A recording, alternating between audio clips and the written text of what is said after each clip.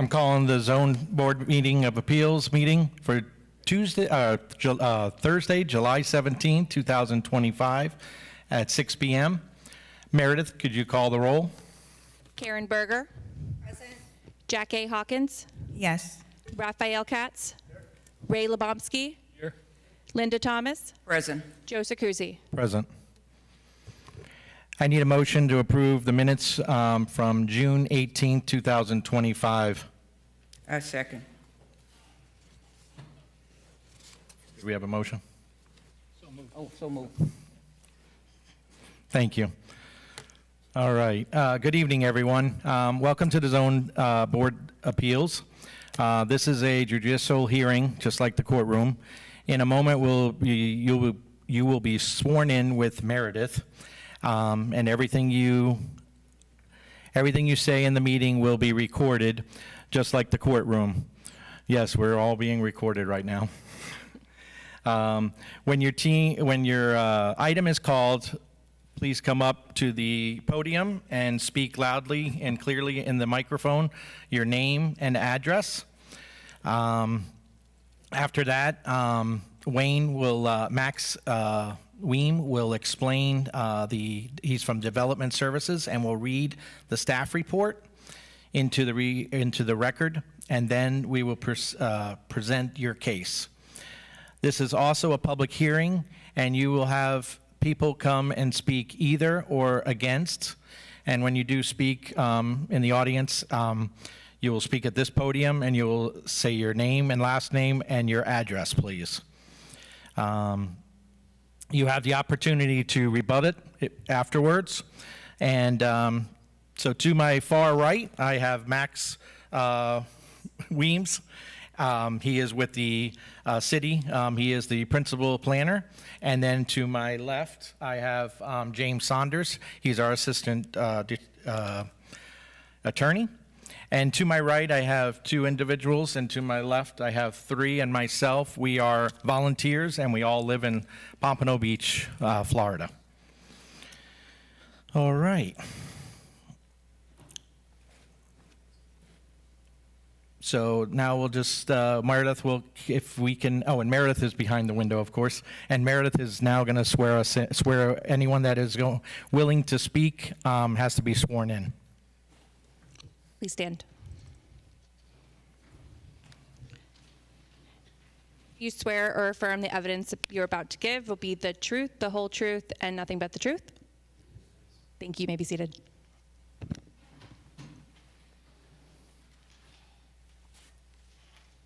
So item number one. Okay. Thank you, Chair, and hello to the board. Max Weems, Principal Planner and Development Services. In P&Z item 25-17000005, the applicant landowner is requesting special exception approval as required by section 155.4225C of the Pompano Beach Zoning Code in order to utilize the subject property for a hotel or motel.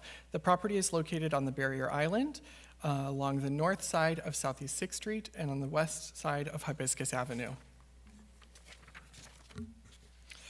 The subject property has no open building permits and no active business tax receipts on file. The subject property was developed with 6 units originally constructed in the late 1950s. Historically, the property has operated with a mix of long and short-term rentals. However, a business tax receipt for short-term hotel or motel use was not maintained by the previous owner. Since the property is zoned multifamily residential 20 or RM20, a hotel motel use may only be reestablished through the approval of a special exception. Hotel density is calculated differently from permanent multifamily dwellings. The applicable land use designation, medium-high residential, allows a base density of 25 dwelling units per acre.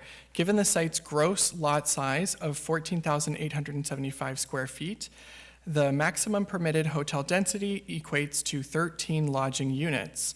The applicant is proposing to operate 6 lodging units equal to the existing number of dwelling units, which is consistent with the current development pattern.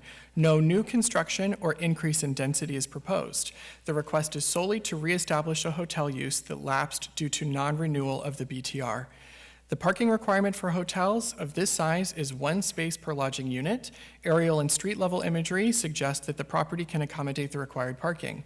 It is noted that some of the existing parking spaces slightly encroach into the Hibiscus Avenue and Southeast 6th Street right-of-way. However, such encroachments are a common legal nonconformity for older properties located on the barrier island. The surrounding barrier island includes a mix of visitor accommodation uses, such as condo hotels, bed and breakfast, hotels, motels, and licensed short-term rentals, many of which are located within multifamily residential zoning districts. In recent years, the ZBA has approved multiple special exceptions for hotel motel uses within the RM20 zoning district, reflecting an established precedent. Applicable comprehensive plan policy is policy 1.0310, support and promote hotels, motels, and other tourist accommodations in designated residential, commercial, or commercial recreation land use designations. In the zoning code, the multifamily residence 20 district is established and intended to accommodate primarily multifamily dwellings, including townhouse development, including community residences and recovery communities at moderate densities. The district also accommodates single-family and two-family dwellings, zero lot line development, and continuing care retirement communities. Limited neighborhood-serving non-residential uses, as well as office buildings, financial institutions, hotels, motels, and condo hotels are allowed as special exceptions. Should the board determine the applicant has provided competent substantial evidence sufficient to satisfy the 13 special exception review standards, staff requests the board include the following condition as part of the order. Obtain all necessary governmental permits and approvals, including a change of certificate of occupancy and a zoning use certificate and business tax receipt for the hotel motel use with a maximum of 6 lodging units. This concludes the staff report. I'm available for questions. Thank you. Thank you. Good evening, dear board. My name is Mirko Ratz. We live in the 500 South Riverside Drive in Pompano Beach. And you've been sworn in? Thank you.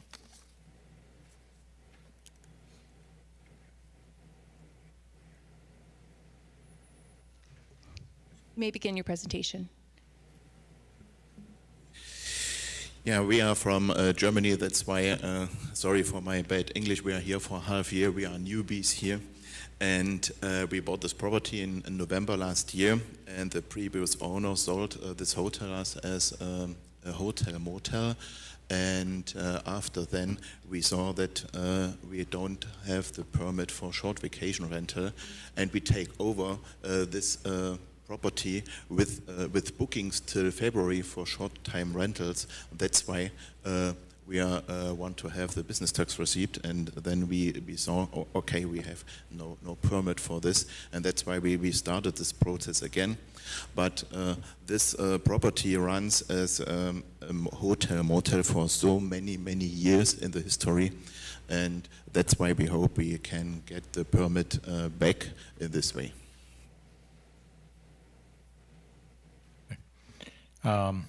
This is an open hearing to the public, so if there's anyone that is for the petition, you can please come up to the podium and speak. Yes, please. Good evening, everyone. My name is Rita Wells, 191 Northwest 24th Court, Pompano Beach. I'm also the tourism manager for the city of Pompano Beach. I'm very familiar with this property. It's a real gem. Many visitors request this type of property. They love the old Florida feel. Mirko and his wife Sandra came to me very concerned when they found out this was going on, and I'm here to help them get it set. I think it was kind of a rotten thing for someone to do to a couple coming from outside the country to start a business in America. But I fully support, and hope you will, the exception. Thanks. Thank you. Anyone opposed that wants to speak? The petition? Okay. Closed to the public. Meredith, do we have any letters? Yes, we received 3 letters of opposition. from Thomas Gawley, Mary Hannon, and Dominique Cassis.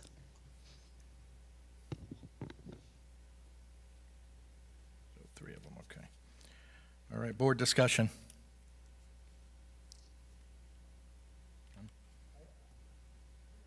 I have questions. ahead. I'm not sure, so as I'm looking at the definition of hotel, motel, and accessory uses, et cetera, accessory uses can include restaurants, bars, lounges, nightclubs, conferences and meeting rooms, on and on, sale of tanning products, rental of beach chairs, umbrellas, et cetera. Is there anything like that in this property? No, we have only 6 apartments and a pool. And then the other question I have, right now, I may have more in a minute, but under the standards, it says in the I-1 district, hotels are permitted only if located directly abutting a principal arterial street. This is not a principal arterial street, correct? No, and also not an I-1 district. I'm sorry? Not an I-1 district. Oh, so how come that's in there? That is a standard for hotel motels throughout the city. Okay. And so that standard exists just to clarify if the property is within an I-1 district, then it has to be on the arterial rather than within an industrial development. Are hotel motels allowed in this district? Yes, by special exception, Only by special exception? correct. Okay.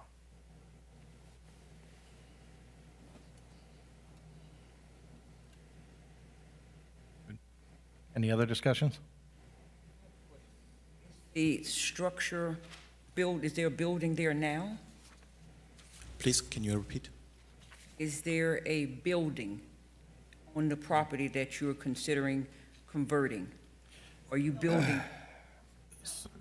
So it's not a conversion, it is an existing 6-unit building that has long been operated as a hotel and motel. The former operator did not maintain a registration with the city and sold the property to these individuals. So now when they've purchased it and attempted to open as a hotel motel, they've discovered that this property is not registered with the city. So regardless of the former operator's hotel operations, the current owners are facing rejection from the city for their business tax receipt until they obtain the special exception from this body. The building itself is CO'd as multifamily from the 1950s, which is why the condition includes the change of use, but the long-standing operation of the property has been as a short-term rental hotel motel. Okay, thank you. And we don't want to change anything. There are 2 small buildings, and with 6 small apartments, it's not possible to live there for a long time. And that's why we use it in the same way like the last years. And also to the question that was raised earlier about the accessory uses, those wouldn't be permitted on this property without modifying the special exception or with building permits and registration of that activity. That was my concern, all right. I have more questions also, if I may. Yes, absolutely. What other uses could this property be used for if they didn't get a special exception? So the definition, or the intent statement of the RM20 district, it's primarily intended as a multifamily residential district. It can include neighborhood serving commercial uses, such as a hotel motel, by special exception. So pretty much any commercial activity in RM20 is with a special exception approval. But single family, 2-family, multifamily, and then some commercial uses. If they wanted to convert this into a sober home, for example? No, that would be a separate application, also requiring special exception.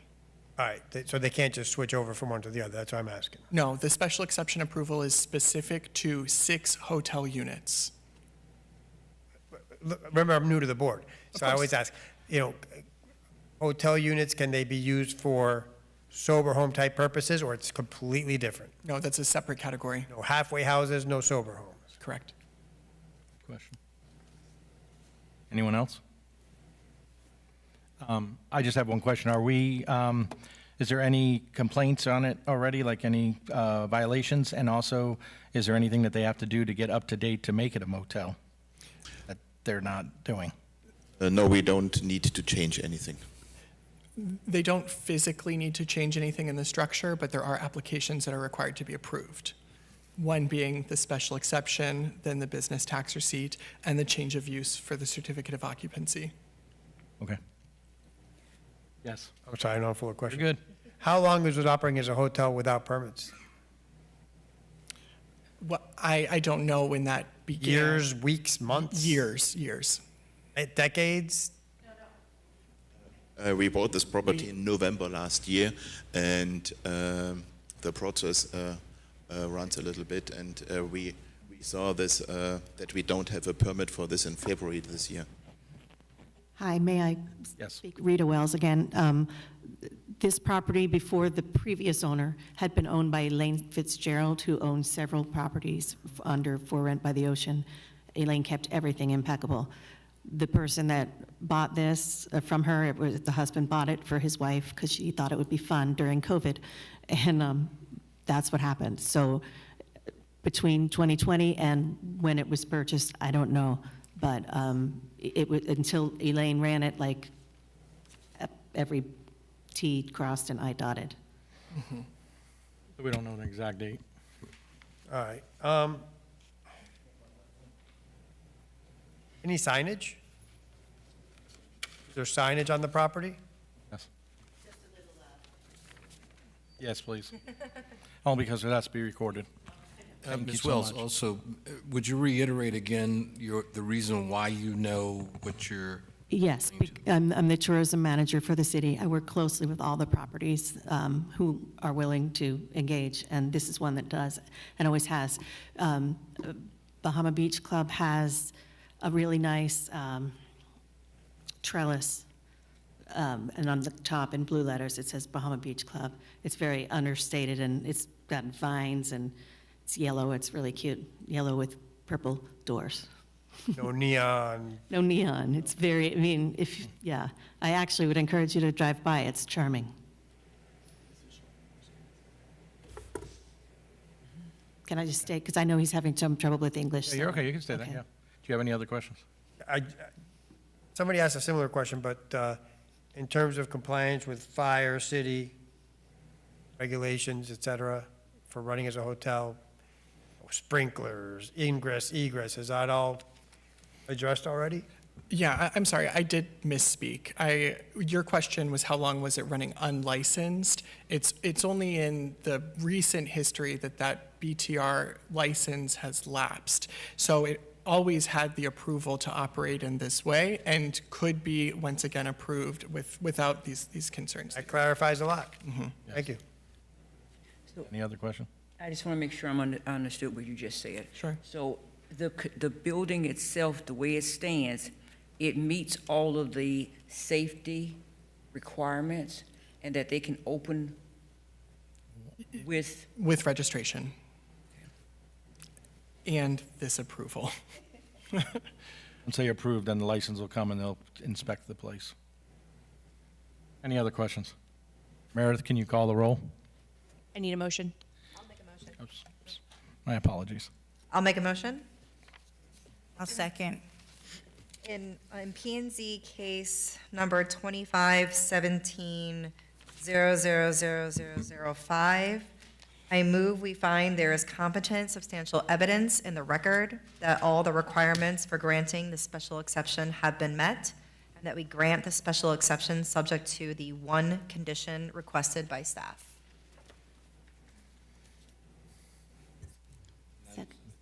Second. All in favor? Whoop. Meredith, call the roll, please. Karen Berger, Yes. Jack A. Hawkins, Yes. Raphael Katz, Yeah. Ray Lebomsky, Yes. Linda Thomas, yes. Joe Sakuzzi. Yes. Thank you. Voila. It passed. Thank you. I know.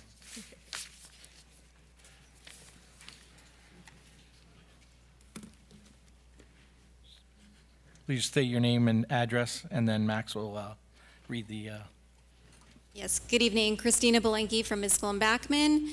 My address is 14 Southeast 4th Street in Boca Raton. Okay, good evening once again. Max Weems, Principal Planner and Development Services.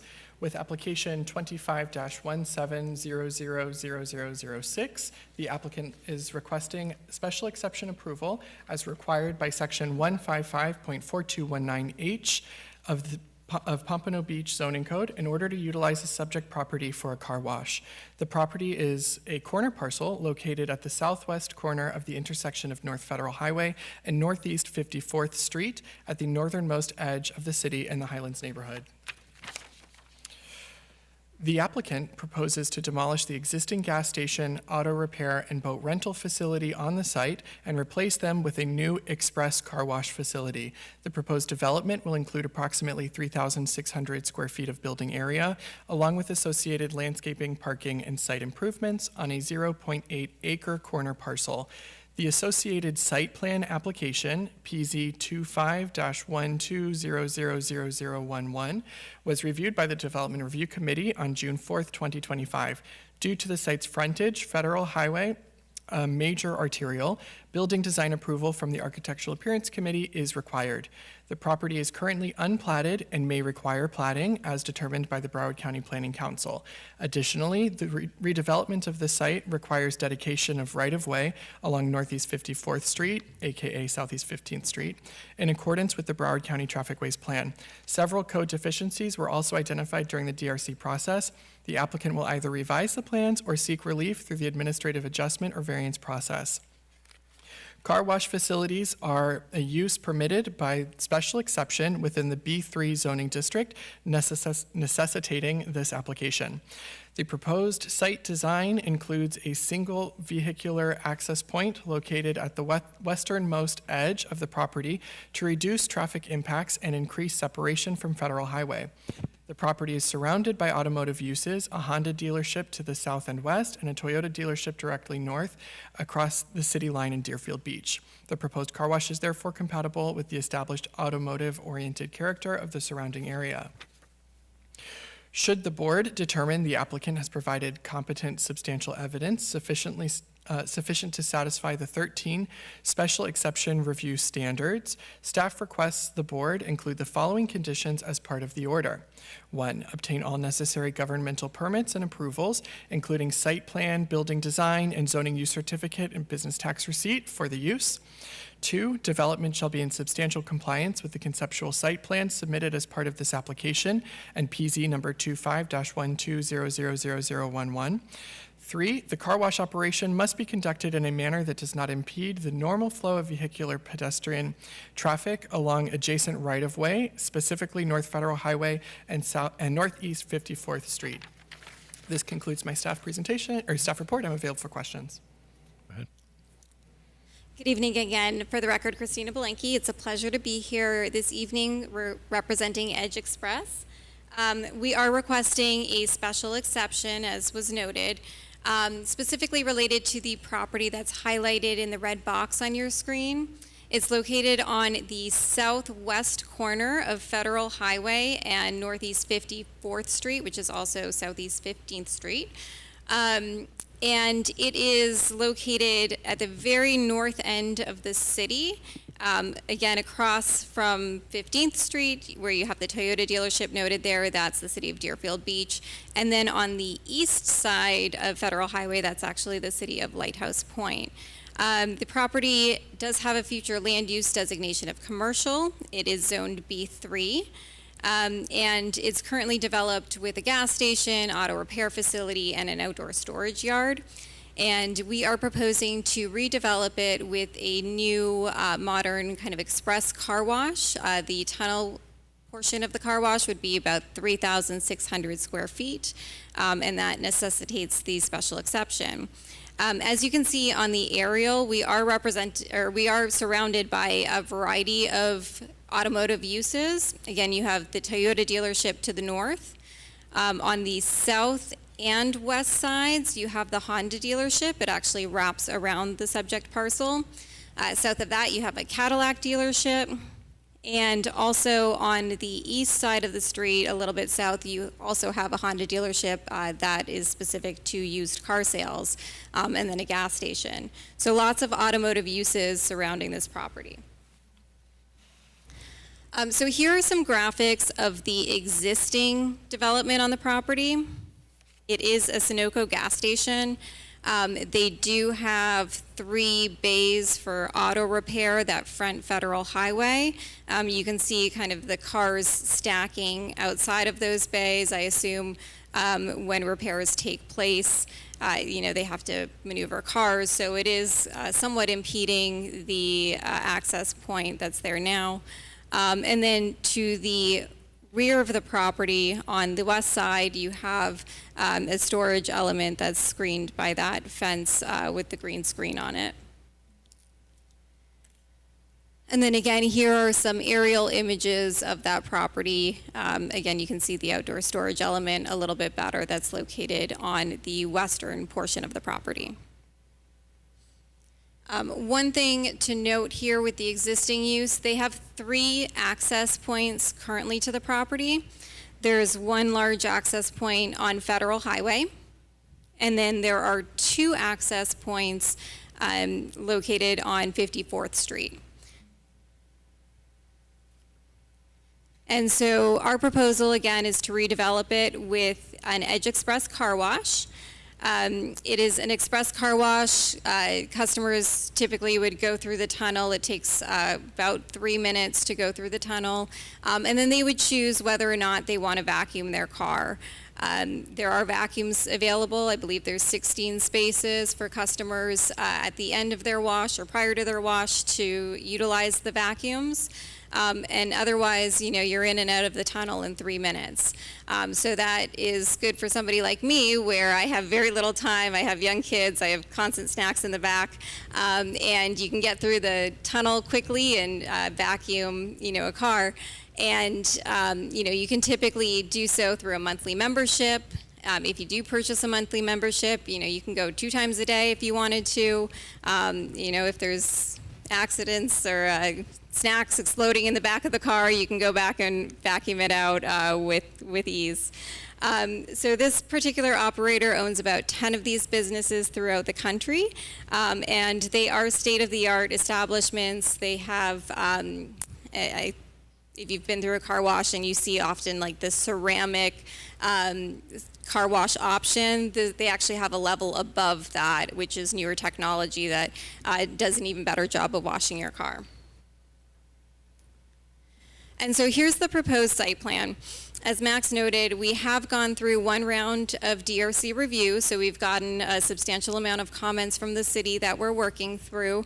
And there will be some tweaks to address comments, make sure we're providing appropriate landscape materials and things of that nature, but nothing significant, just likely some tweaks and pulls to the site plan. But as previously noted, right now there are 3 existing access points on the property. We are proposing to close the access point on Federal and close the access point on 54th that's closest to the intersection.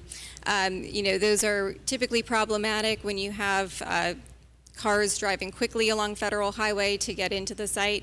So our access point that we're proposing, again, is a single access point towards the west side of 54th Street, providing sufficient clearance from that intersection as well. So cars would typically enter from that access point and go into the queue lane to pay for a car wash. Again, there's 2 pay stations as you're kind of maneuvering through the site plan. There is sufficient stacking for 13 vehicles, which is more than what would be anticipated at any given time. And then again, it takes a car about 3 minutes to go through the tunnel. And then they would have the option to park and vacuum the car, or if they're in a hurry or don't need it, they can leave the site and go on with their day. A couple of things to note, because this is along Federal Highway, the city is predominantly focused with creating a pedestrian-oriented environment. So the building is located along the street rather than having your parking in front, which is consistent with the city's visions for the North Federal Highway corridor.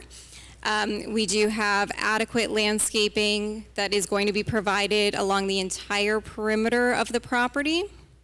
So from Federal Highway, we'll have nice, attractive landscaping to really beautify the property. Same with along 54th Street.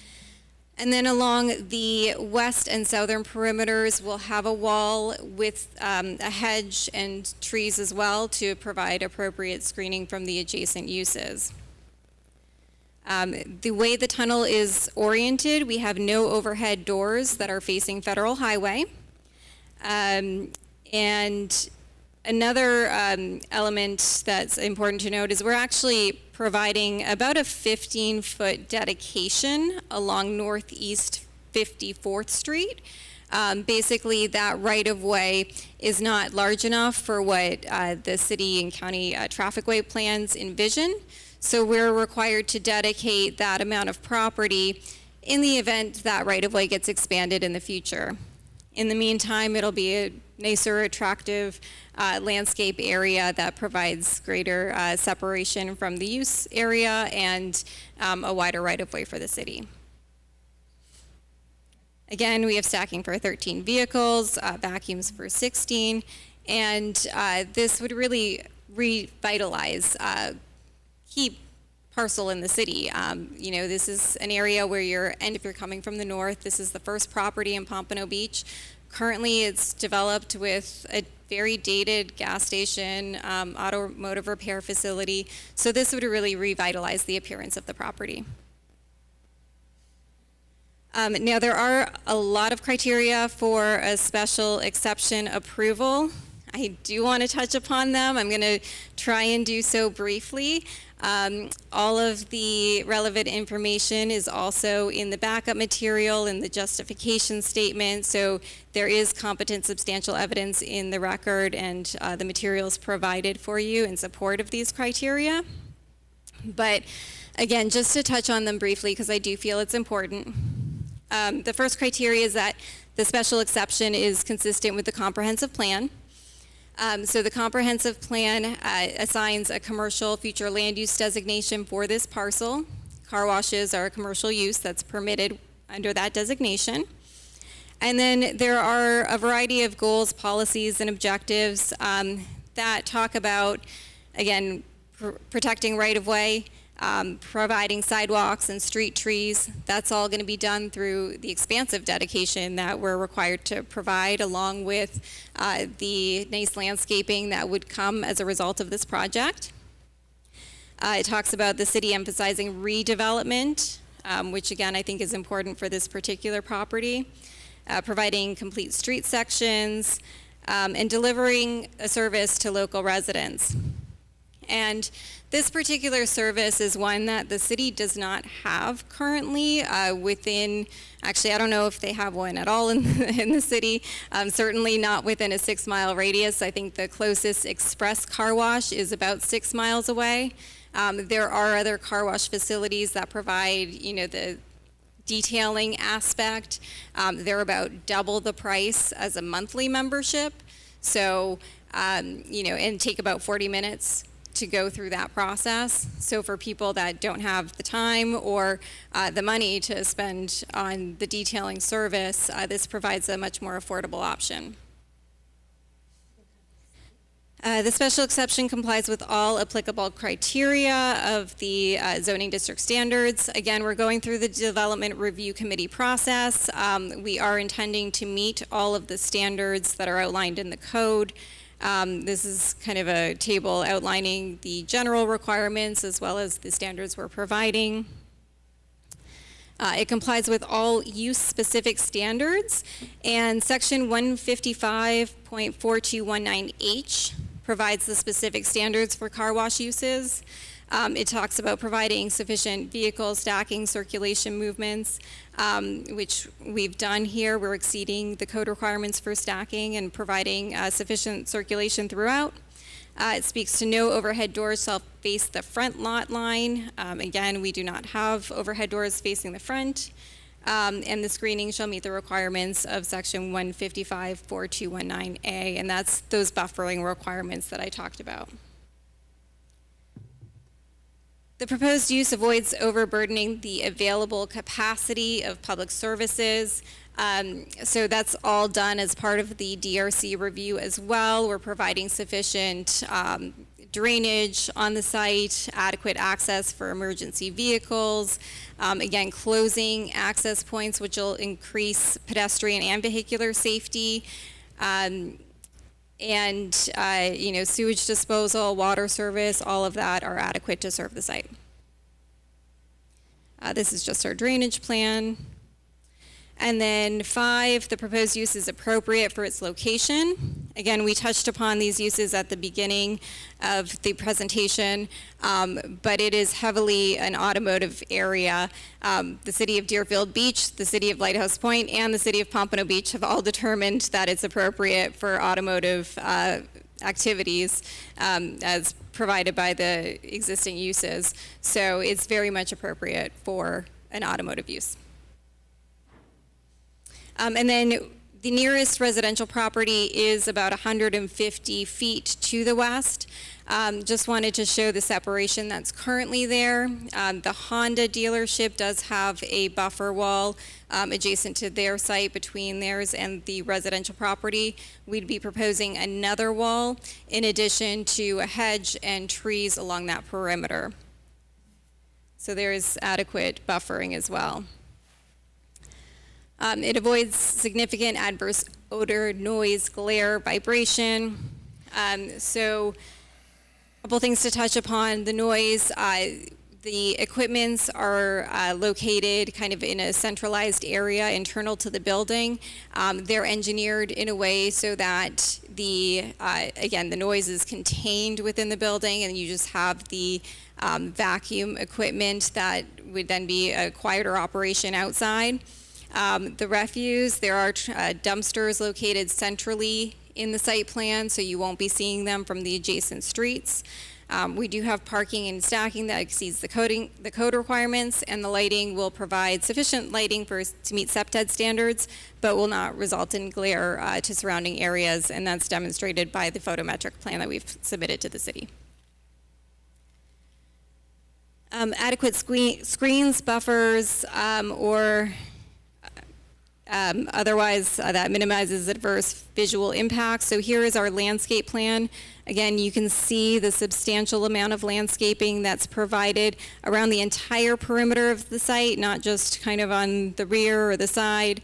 We're really focusing on improving the appearance of the property as a whole, including from the adjacent streets. And there is significant landscaping on the interior of the site as well, adjacent to all the vehicular use areas. So it really will enhance the appearance of the property. Avoid significant deterioration of water and air resources. So Edge Express actually uses a water saver system. So if you think of kind of just washing your car in your driveway or some of these older facilities where you take a hose essentially and wash your car, you're actually going to use a lot more water than would be utilized at one of these facilities in washing your car.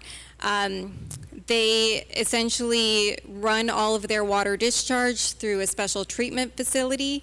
There's a backflow preventer to ensure it doesn't go outside of the area into kind of the general water system or drainage system. And you're actually using less water to wash your car again than what you would do in your own driveway. Maintain safe and convenient ingress and egress. Again, I've noted the access points that will result in significant improvements to the conditions from what exists today. And we did run a traffic analysis against the existing uses on the site, and actually it was limited to the convenience store and gas station. We didn't even factor in the automotive repair against the traffic counts that would be anticipated for the car wash facility. And it's actually a reduction in trips, pretty significant, about 635 daily trips reduced from what currently is there today. So again, an improvement to traffic. Allows for the protection of property values. Again, I think just seeing what's there today and visualizing what would come about as a result of these plans and these improvements that we have would be a substantial improvement to the property values. Again, you can see the landscaping and an image of a similar building to what we're proposing. And I swear we're almost done, fulfills a demonstrated need for the public convenience. So essentially, car wash facilities are supported by 25,000 residents within a 3-mile radius. Within a 3-mile radius of this property, there's actually 125,000 residents. So that alone confirms that there is a need because there is no other express car wash within the vicinity. I think the closest one, as we were researching, is about 6 miles away. So there really is nothing like it. Again, you do have some kind of either self-car wash facilities, self-serve car wash facilities, or detailing facilities, which is a very different model, at least double the cost as a monthly membership. So this is something that is certainly a need within the city. And finally, the project will comply with all relevant city, state, and federal regulations. That's something that's reviewed as part of the DRC and permitting process. So we will ensure compliance as we move forward. And with that, I very much appreciate all your time, and I'm happy to answer any questions you may have this evening. Thank you. It's open to the public. Is there anyone that'd like to speak for the petition?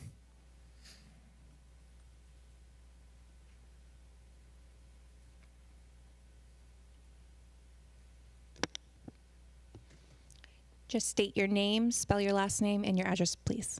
My name is Mike Saw, S-A-W-H, 5391 North Federal Highway. I'm the owner of the mechanic shop. There's a car wash right across the street. They do everything, detailing everything. I send my customers' cars over there. I'm here on behalf of the community because I take care of the community. So you're, excuse me, you're against it? Say that again? Are you against it or for it? I'm against it. Okay. Is there anyone, before that, I apologize, is there anyone for it that would like to speak? Okay. Go ahead. So I had this letter from one of my customers. They brought it to me. And I had multiple customers come to me and said, Mike, what's going on? What's going on with this gas station? I'm like, I don't know. But they did bring me this letter, so I'm here. Because this is how I pay my bills. I'm very nervous being up here, because this is my first time coming up in front of something like this. But this is how I make my living. I just bought a house a year and a half ago. Now, if I lose this, how do I take care of my house? My mortgage is $5,000 a month. And they want to come take it away to put a car wash. That's literally right across the street. That does everything. Now, why should we consider a car wash that you'll just be able to have the luxury of driving through and then vacuuming your car when somebody else could do that? It doesn't make no sense. Nobody's going to go to that car wash. I take care of the community. The community comes to me because I'm the last affordable mechanic shop to come to. My full synthetic oil change is $60. My synthetic blend oil change is $40. Brakes and rotors on a car is about $250.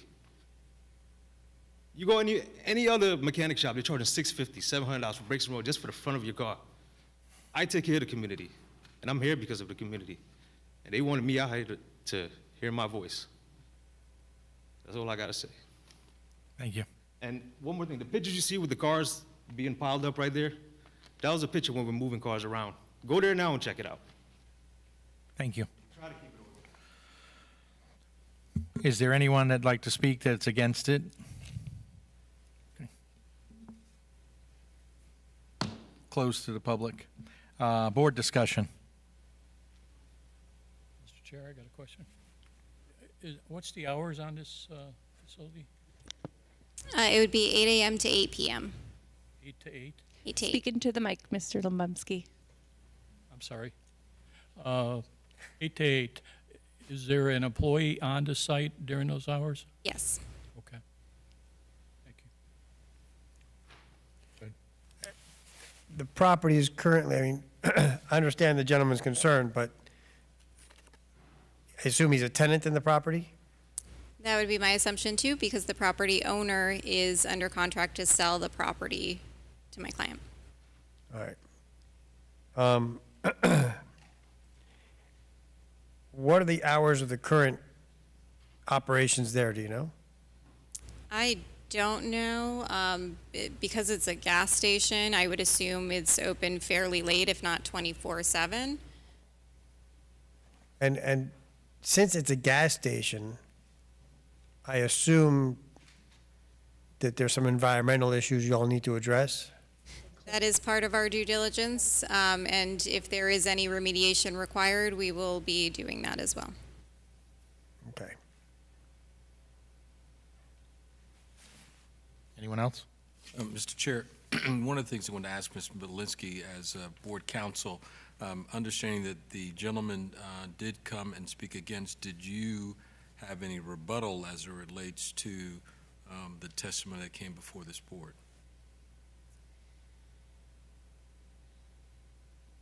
So I certainly understand where he's coming from, and, it's a tough position to be in. I can't speak to the closure of his use. I very much hope he's able to find another location to serve his clients. But again, the property owner is looking to sell the property. So, whether it's this client or somebody else, the property owner has a legal right to do that. I have a few questions. So I like how you did do that. You do it's one way in and out, and you didn't do it on Federal Highway, which is a lot of traffic and all. As far as the car washes, I think there's some way closer than 6 miles. I don't know if you did, because we just approved one right there on Sample, 9 Wawa. Sorry, So it's very close. which one? I'm not sure which one 9 it Wawa, was, you but we said? have one that's right by Sample Road. Okay. It was just approved there, and that's not 6 miles. Yeah, so we were looking at existing car wash facilities. I don't know the specifics of that one because it's not operating yet. But, again, I think just the demographics alone, again, these car washes, these express car washes are supported by 25,000 residents within a 3-mile radius. Within a 3-mile radius of this site, there are 125,000 residents, which would support 5 of these car wash uses.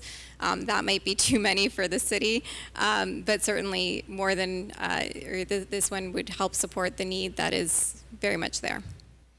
And is there a neighborhood behind when you're coming out, looking at the traffic-wise? Is there a neighborhood behind there? I think there is. So there is a neighborhood to the west. It's this property, and then you have the Honda dealership parcel that wraps around, and there is a residential community further west. It's about 150 feet away. Okay. Are there any other questions? Yes. Mine was actually related to the neighborhood to the west as well. The street that you're doing your ingress and egress on is the street that leads to that neighborhood to the west, correct? One of the streets that leads there, yes. How many cars are you expecting per day going up and down that street when you close ingress and egress? And you close ingress and egress from the other entrances, sorry. Yeah, so I don't know why this traffic study does not show the AM peak hours. So if we're looking at the PM peak hours, for example, you have 26 cars coming in and 25 cars coming out in an hour. Realistically, the same car coming in that's coming out. So 25 vehicles coming to the site within an hour, that's about 1 car every 2 minutes when you're putting it into perspective. And that's why I'm asking this question specifically. That's a lot of cars going in and out. It's a far cry from, example, a dealership, how many test drives? They do test drives, but I don't know how many. I don't think it's that many per minute. And my question then becomes, number one, where did this traffic analysis come from? This came from a traffic engineer that our team retained to submit information to the city. But again, if you look at the analysis, it's a substantial reduction from what exists there today. But with one entrance, not 3, I mean, there's still two entrances on 54th Street. But one street, two entrances on 54th Street, not one on 54th, one on Federal, and wherever the other one was, correct? Correct. It's one that is, positioned to be a safer condition because you're away from the intersection where you're going to have conflicting turning movements and cars that are trying to get in turn lanes, or right after the light on Federal Highway where, again, vehicles are going pretty quickly to try and make a movement into the site. I think FDOT probably would not allow that condition today, which is why it has been removed.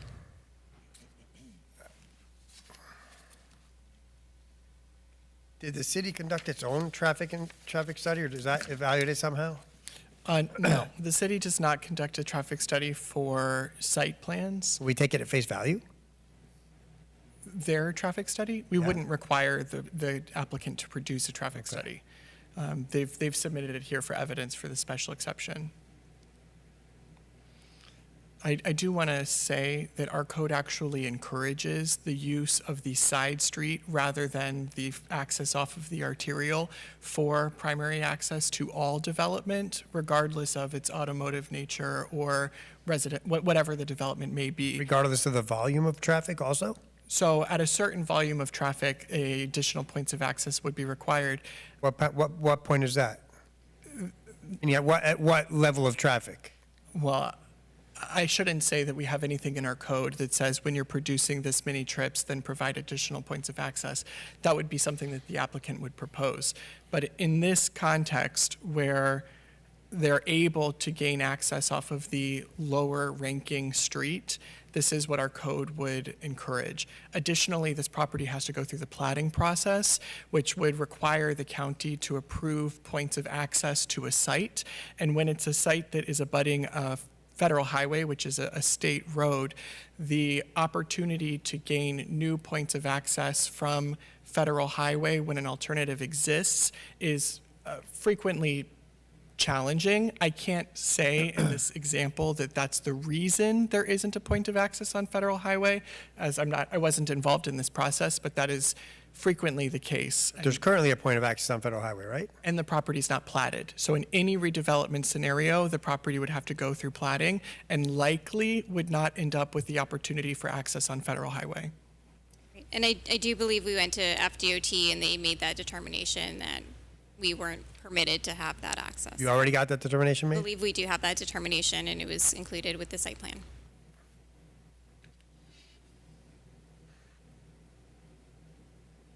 Can you go back to the picture that shows the driveway? I guess whether you were showing about the cars all in there and all, what the existing is now.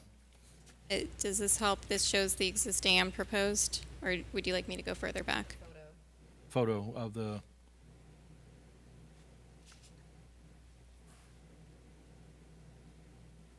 Yeah, Is right this there. helpful? There's two coming from, no, there's one coming from Federal Highway and then one from 54th is. Is that what your question? There is one on Federal and then there's one on the side street. Right. Okay. That- Thank you. Anyone else? You mentioned something about closing the street. It's this access point off Federal Highway that would be closed. So then that means all the traffic will be 54th. Correct. Thank you. And I'm trying to wrap my head around this, and I get what you're talking about the code, but we're pushing traffic into a neighborhood, essentially, if that's the only entrance and exit. That seems counterintuitive and wrong to me. We are funneling traffic to an established point of access that, while does connect to a neighborhood, commercial uses are predominantly served by the corridor versus the neighborhood. So that traffic isn't necessarily entering the neighborhood, and if those vehicles were going in that direction and the only point of access was Federal Highway, they'd be exiting onto Federal to make a U-turn to go back into the neighborhood anyways. So anybody exiting onto this neighborhood street is likely going onto Federal Highway rather than into the neighborhood. I mean, I can't say that that's what will happen, but the rationale there is that we're reducing curb cuts on Federal Highway, reducing opportunities for accidents resulting from vehicles slowing within a travel lane, and funneling people to establish turning lanes for vehicular movements into businesses. Question about the water treatment. You said there's a water treatment on site. Yes. How do you deal with the odor of that? I'm going to have the operator come up and speak to that. And how far does it permeate? How far out does it go? Do you have any studies for that? We need to state my name and all. Yes, that. yes, please. 63 Little Harbor Way, Deerfield Beach. To your point, we reclaim up to 90% of our water on site with 3 2,000-gallon water tanks in the ground.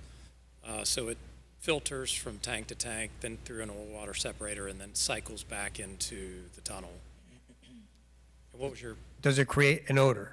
Like some water treatment plants create odor. We treat the odors. We have a tablet that we put in to the tanks to treat the odor. So when it comes out, it does not smell. But how about when it's being held? Pardon? How about when it's being held in the tanks? Is there an odor that It's comes held in a out of it or no? controlled covered tank. So no odor. All right. And it's very mild. Gotcha. It doesn't smell like water treatment plant. No, we wouldn't have many customers if it did. All right. May I have a motion? Yes. I'll motion. In P and Z case 25. Do I have a second? Oh, I'm sorry. Please continue. My apologies. P and Z case 25-17000006.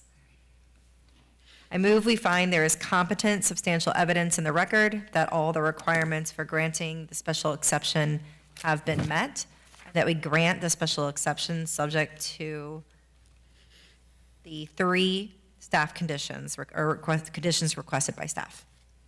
May I have a second? I second. Meredith, can you call the roll?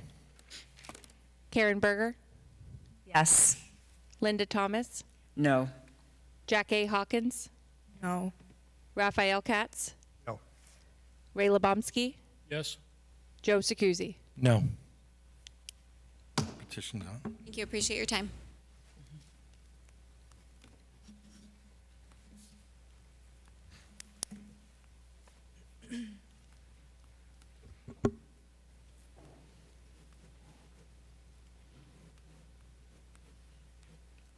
Number 3.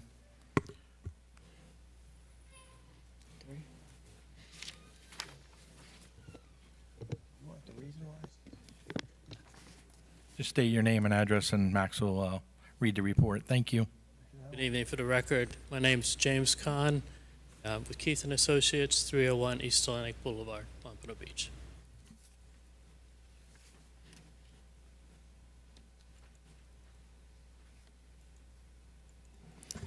Okay, good evening once again. Max Weems, Principal Planner and Development Services, with application 25-17000007.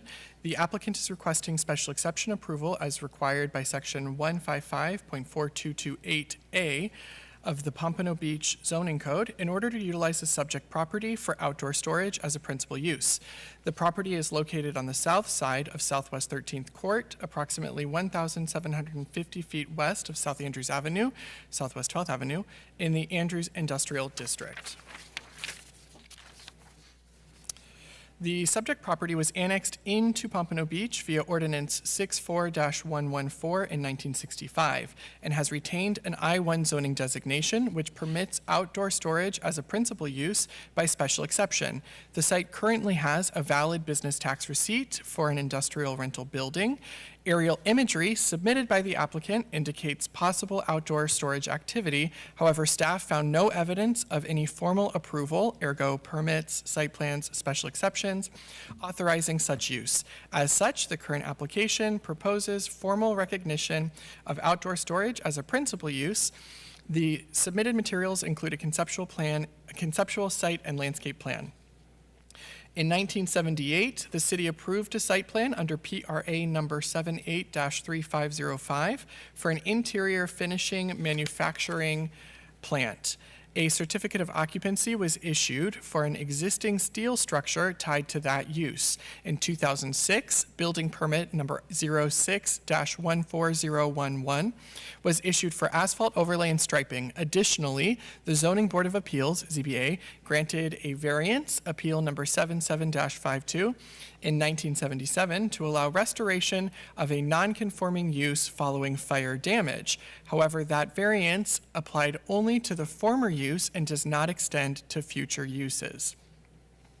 Should the special exception be granted, the applicant will be required to submit and obtain formal site plan approval demonstrating compliance with section 155.4228A3, which are the use-specific standards for outdoor storage, including installation of an 8-foot-high opaque fence or wall and installation of all required perimeter buffers and screening. Additionally, the site must maintain a 20% minimum pervious area, as required by the I-1 zoning district.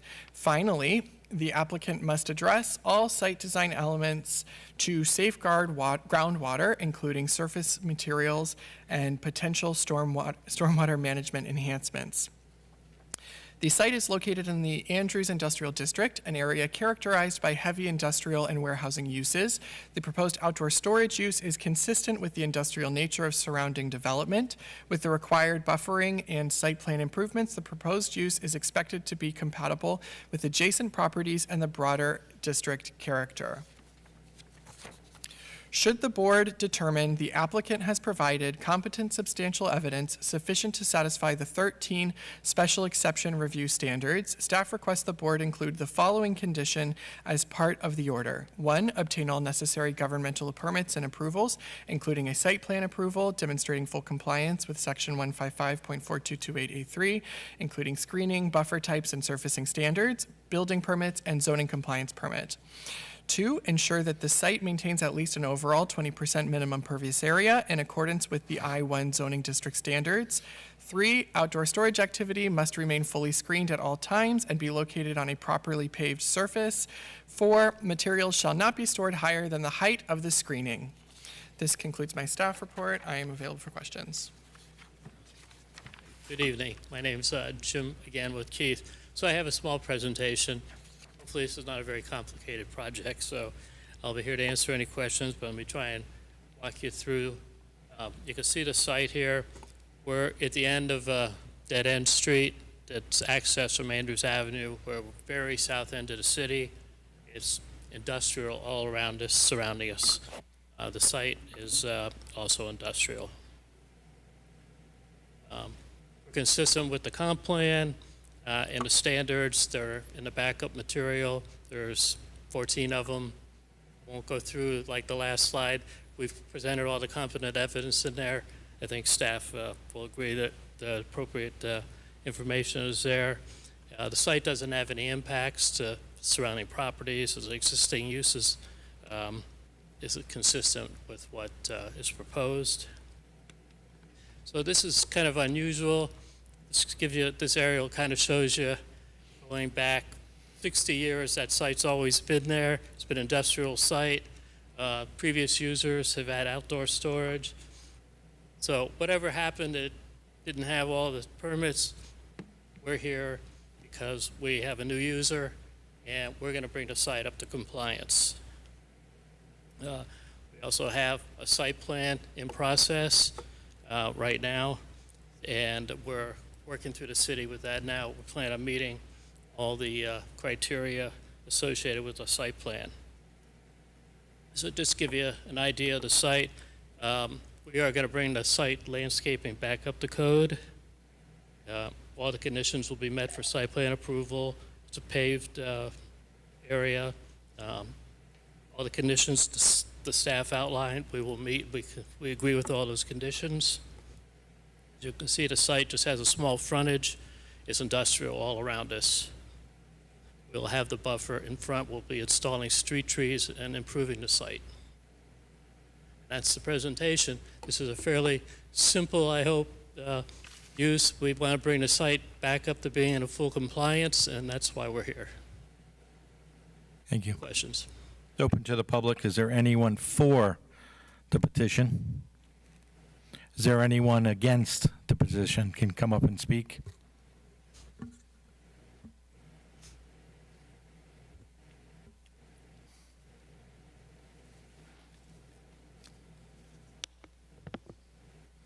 Hi, good evening. My name's William Sircosi, 1051 Northeast 27th Way. I own the property adjacent to the project. I just have a couple of concerns on changing the zoning. One, under the I-1,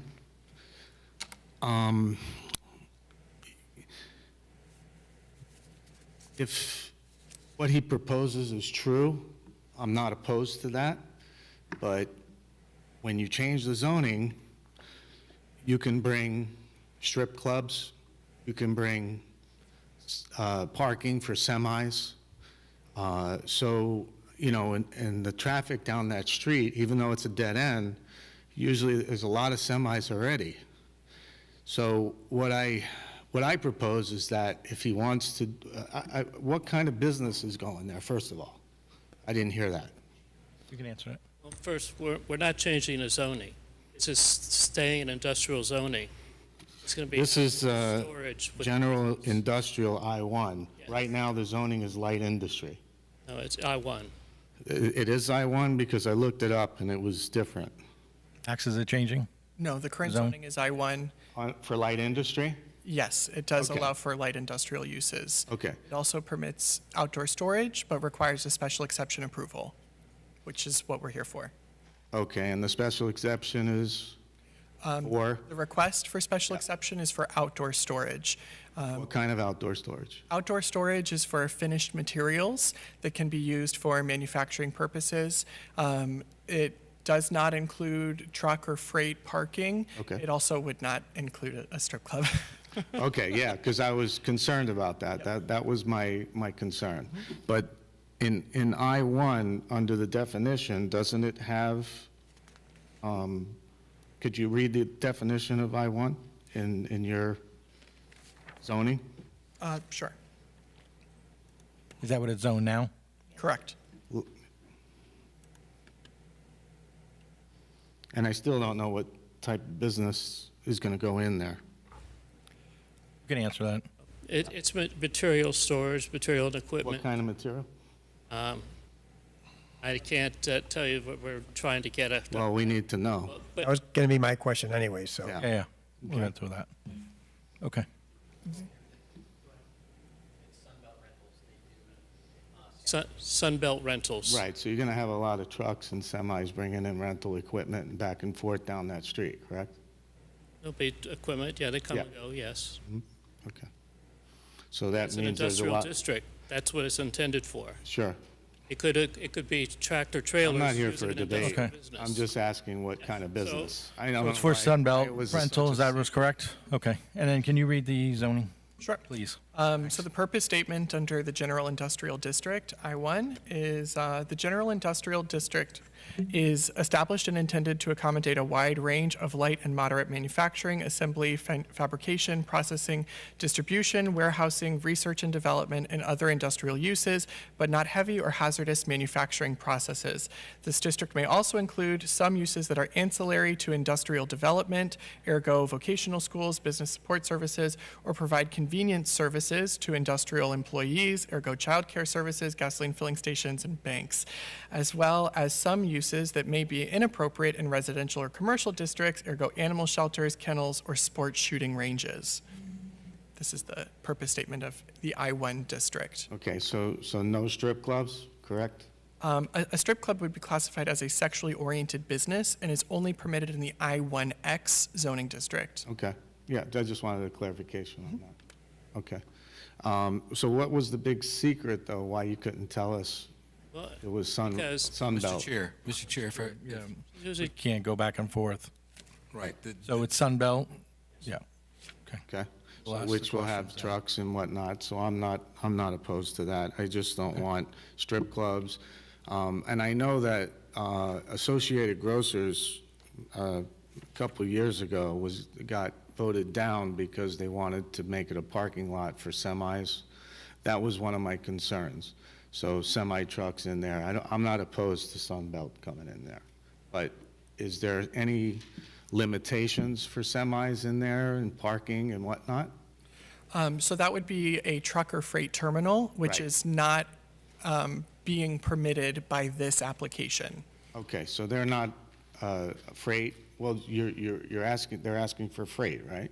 They are asking to have a outdoor storage yard that materials may come and go via trucks. This is not unusual character for this type of use. So it's not the storage of freight or the unloading and distribution models that you might see with the, No. with the grocer. I wasn't opposed to that. I just didn't, It's strictly limited to outdoor storage, which is a Right. defined activity in our code. Okay, yeah, all right. I don't have any problems with that, as long as, we don't have any strip clubs next to my property. So, Not authorized anyway. okay, I appreciate it. Thank you for your time. Thank you. Is there anyone else against? Okay. Closed to the public. Board discussion.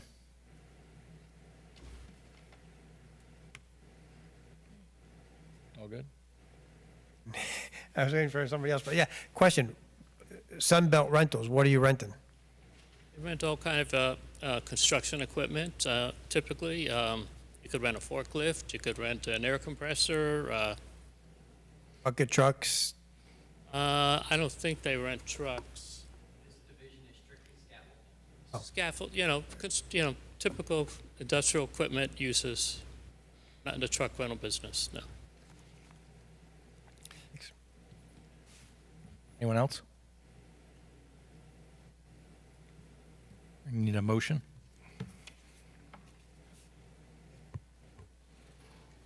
Okay, we have a exception number 3. In P and Z case 2517-000007, I move we find there is competent and substantial evidence in the record that all requirements for granting this special exception has been met, and that we grant the special exception subject to 3 conditions requested by staff. It's 4. Correction, 4 conditions. Need a second? Second. Meredith, can you call the roll? Linda Thomas, Yes. Karen Berger, Yes. Jack A. Hawkins, Yes. Raphael Katz, Yes. Ray Lebomsky, Yes. Joe Circuzzi, Yes. It's passed. Number 4, 110012.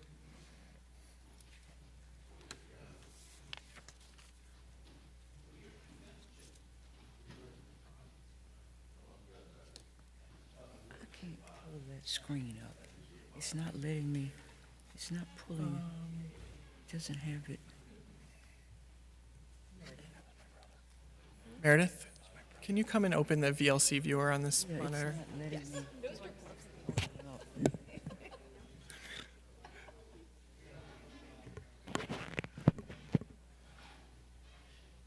Hey, Matt and Max, can you just give, if the chair permit, like a 2-minute? Yeah, can we take a 2-minute recess?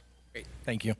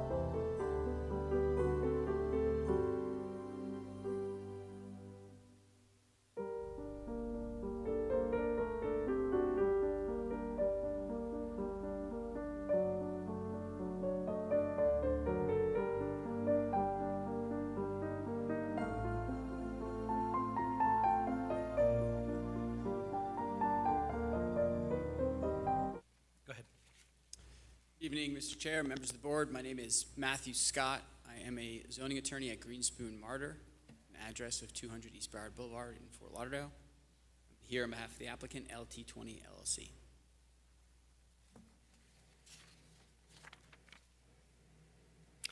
Good evening once again. Max Weems, Principal Planner and Development Services, with application 25-11000012. The applicant requests a variance from section 155.3402C of the Pompano Beach Zoning Code, which establishes the intensity and dimensional standards for the general industrial I-1 zoning district. The requested variance would allow for the construction of an addition to an existing warehouse, including reducing the required 10-foot interior side yard setback to 0 feet and continuing an existing non-conforming rear yard setback of 0 feet in lieu of the 30-foot rear yard setback required by code.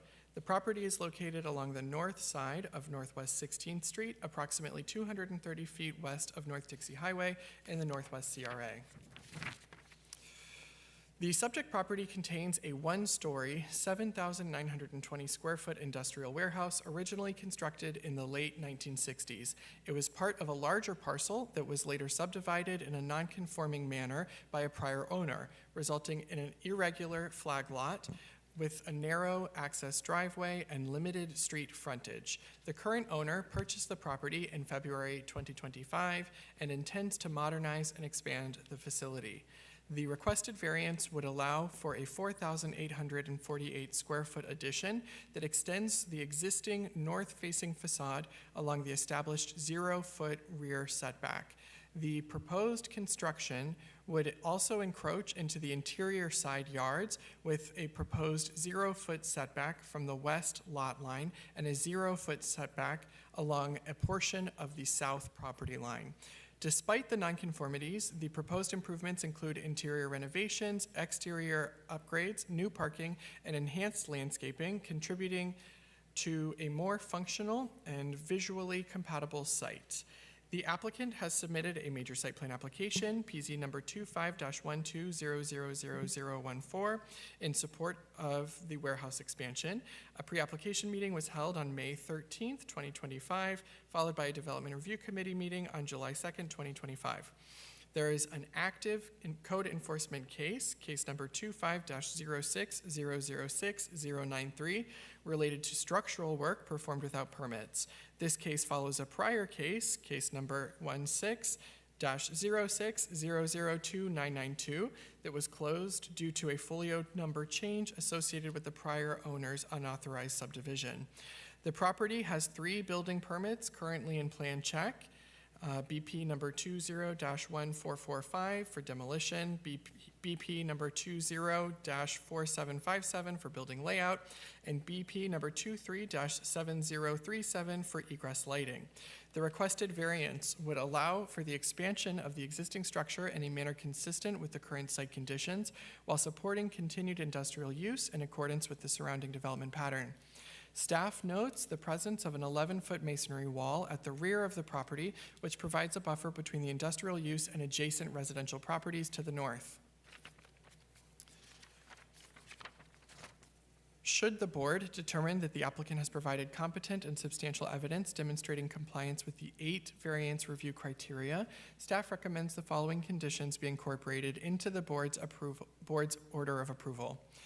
Number 1, the applicant shall obtain all necessary permits and approvals, including a major site plan development order and building and zoning compliance permits. 2, development shall be in substantial conformance with the plans submitted in support of this variance application and site plan application PZ number 25-12000014. No additional encroachments shall be permitted. Number 3, the site shall maintain a minimum 20% pervious area as required by the I-1 zoning district standard.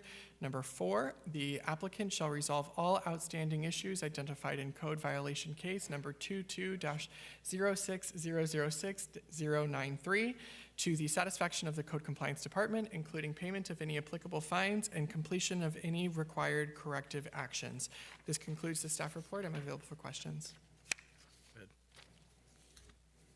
Thank you, Max. Again, my name is Matthew Scott, here on behalf of the applicant LT20 LLC.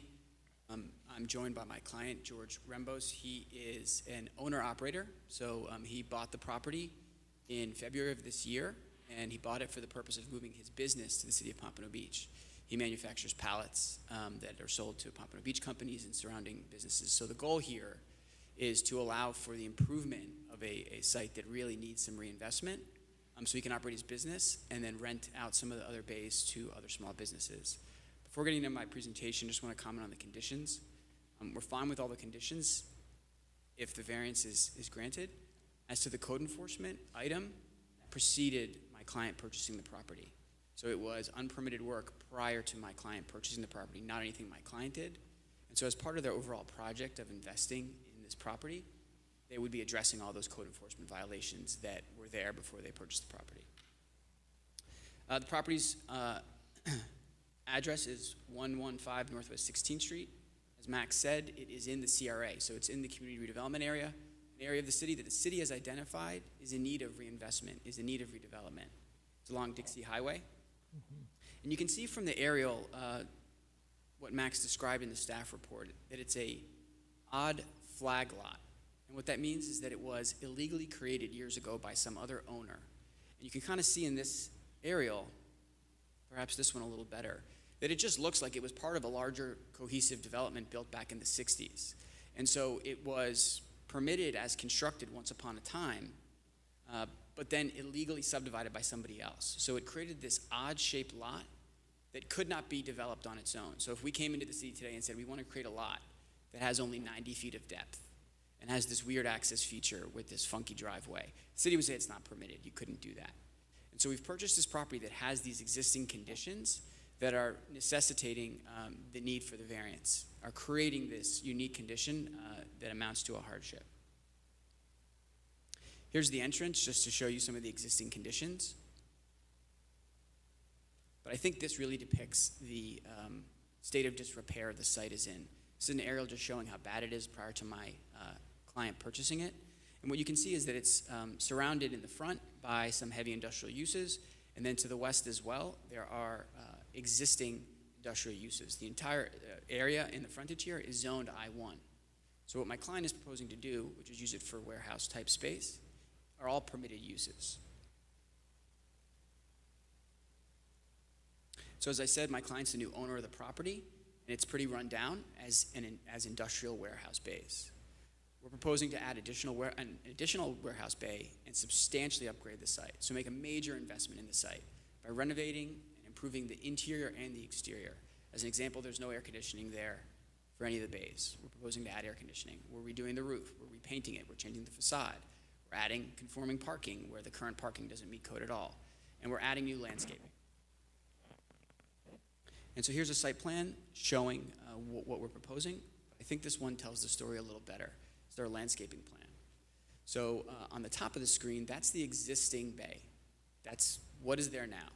And directly on the north side of that, so on the top of your screen, is an 11-foot wall that acts as a large buffer to a residential community to the north.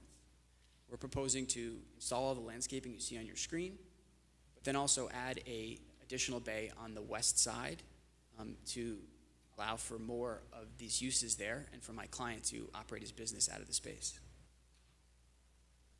And so here, I think it's really helpful to show the contrast. Here's the aerial of the existing conditions now,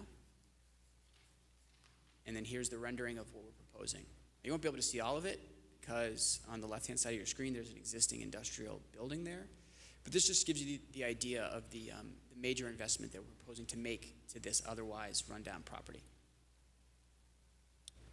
But in order to do that, because the site is built in the 60s, because it's non-conforming, it's grandfathered in, because it has these features that wouldn't meet code, the only way to bring it up to code, the only possible way to make a reinvestment in this site is to seek relief tonight with these variances. And so the variance we're seeking, there's two. The first is for the rear yard setback. So the code calls for a 30-foot setback from the rear yard, so that would be the north side. As I said, there's an existing 11-foot wall there. The reason we have to ask for that variance is we can't make changes to the site without getting this variance. But the 0-foot setback that's there now, which this variance would approve, exists. The building's there already. So we're not asking for there to be a new encroachment into the rear setback. We're asking to add a small addition to that. And then the second piece of the variance request is for the interior side yard setback, so on the west side. There's a 10-foot required setback there, and we're asking for that to be a 0-foot setback as well. Now, we spoke to the neighbors before we got here. In your backup, there should be a letter of support from our neighbor to the west. So that variance there on the west side could theoretically affect them. They've provided a letter that's in your backup that says they're fully supportive of this and hope you grant the variance. We also spoke to the neighbors in the front. Even though they're not really impacted here, other than benefiting from the improvements we're proposing, they're also fine with the variance. We tried to talk to the neighbors to the north, the residential, but the two homes on the other side of the wall seem to be Airbnbs, so we weren't able to find someone to talk to. But I'll show you an image later on of what they're looking at, so you can see that if these variances are approved, there'll be no impact to them whatsoever. There'll be no change. They literally can't see anything on our site because of existing vegetation and that large wall. And here's a diagram depicting variance requests. So as I said, the building's there already on the north side. We're proposing to add to that and encroach into those setbacks. As I said earlier in my presentation, setbacks are in some senses artificial because the entire area was developed as one site where there wouldn't need to be setbacks among the properties. It was illegally changed into this small flag lot, therefore creating this need for the setbacks under current code and making the entire site non-conforming or grandfathered in. And so this is a common challenge in some of these really older sites that were built at a time when the codes were different and when they were part of larger properties. It creates real challenges for people wanting to reinvest and redevelop these properties in a code-compliant way. So it's really a common variance request under the circumstances that there needs to be some relief to allow for this improvement to the site. So I mentioned this earlier. This is the image from the north side. So on the other side of the wall, this is what the neighbors are currently looking at. This wall's been there for years, and whether the variance is granted or not tonight, that wall is staying there. It sits right on the property line, and it's heavily vegetated. There's a massive tree right next to it that isn't going anywhere either. So I put a green check mark next to each of the variance criteria because we believe, based on our justification statement, the staff report, we meet all these criteria. First few talk about whether there's extraordinary, exceptional circumstances that were not created by the applicant. So as I stated, it's a weird flag-shaped lot that has really bad access and has no setbacks whatsoever and doesn't meet code in a variety of ways is an extraordinary condition. You could not create a lot like this today under the current code. And it was not done by my client. It was done years ago by some other owner. And then the next criteria is that because of these circumstances, this creates an unreasonable hardship and makes it difficult to reuse the property. As I said, the site plan application we're conducting with all the new landscaping and the improvements we're proposing to make could not be done without some relief as to the variance. So this unique condition is blocking our ability to massively upgrade the site.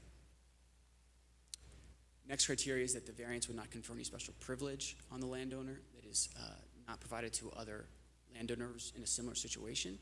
So as I said, this is a really common variance request for some of these really older industrial sites that are a real mess, that have all these non-conforming features. And so this is not something that is a special privilege to my client. The next criteria is that the extent of the variance is the minimum necessary.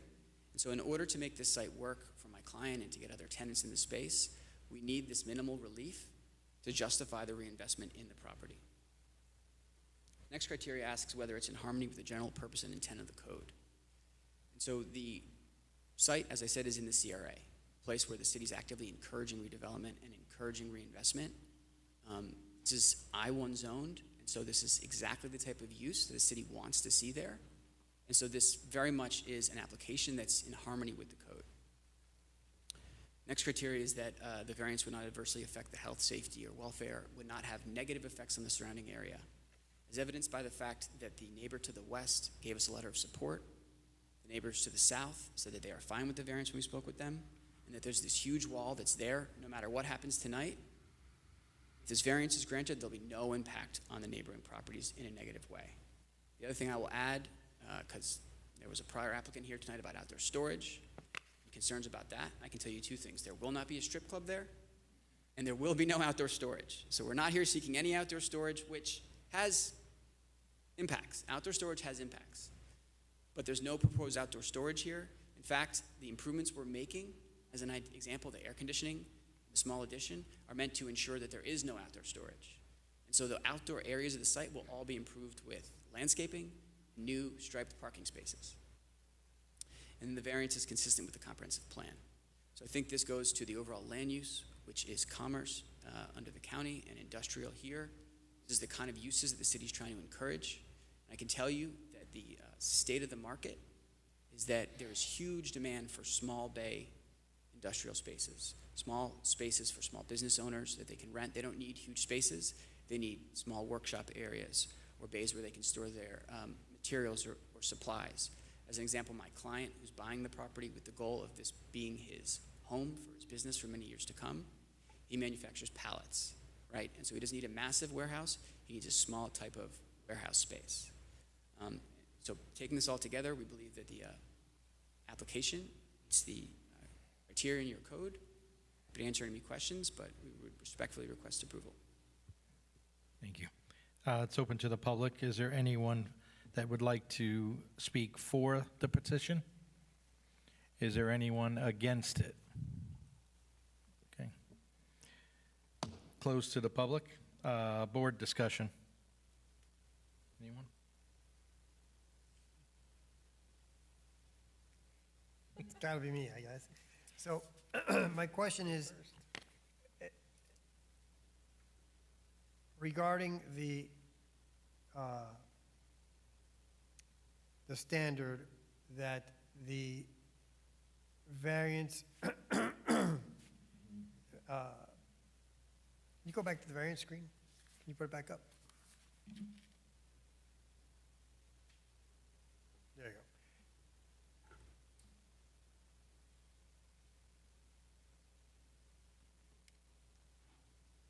Is the minimum necessary to allow reasonable use of the land or structure? Why is that? So the property is in such a state of disrepair. The parking, there's no parking now. It's just broken gravel and a mess. There's no landscaping on the site. Buildings are falling apart. And so in order to justify the investment in the site to bring it up to a usable state, there needs to be a small addition to make this all make sense. And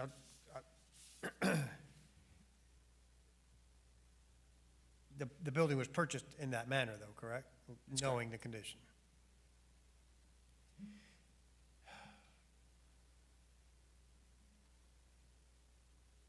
Why is it that it can't be rehabbed or rebuilt without the variance?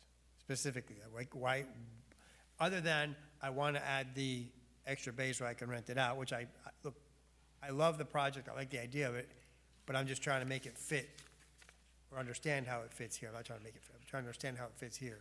And I'm hung up on that. So help me out. Yeah, so I think in our discussions with staff early on for this project, prior to purchasing the property, initially we thought that there was not going to be a requirement that there be compliance with setbacks as to the west side, because it was once upon a time all part of a larger site plan, right? It was all, there were no internal setbacks because it was built together, as I showed in that aerial. Once we got into it, we discovered that there was this separation, this illegal separation among them, and that necessitated that. So the original design of the site, 60 years ago or so, had no setbacks and no separation between the parcels. I think that's partially why the neighbor to the west has no objection to this, because they've been kind of operating together in this way. So in order, no matter what you do for this site, there's going to need to be variances in order to bring it up to code. And so this addition would justify going through that huge endeavor for the overall project. Otherwise, the project just doesn't make sense to pursue. Thanks. So, anyone else? What he was asking was about the building. So you're saying if the building wasn't built there, then it wouldn't make sense for him to redo the whole place?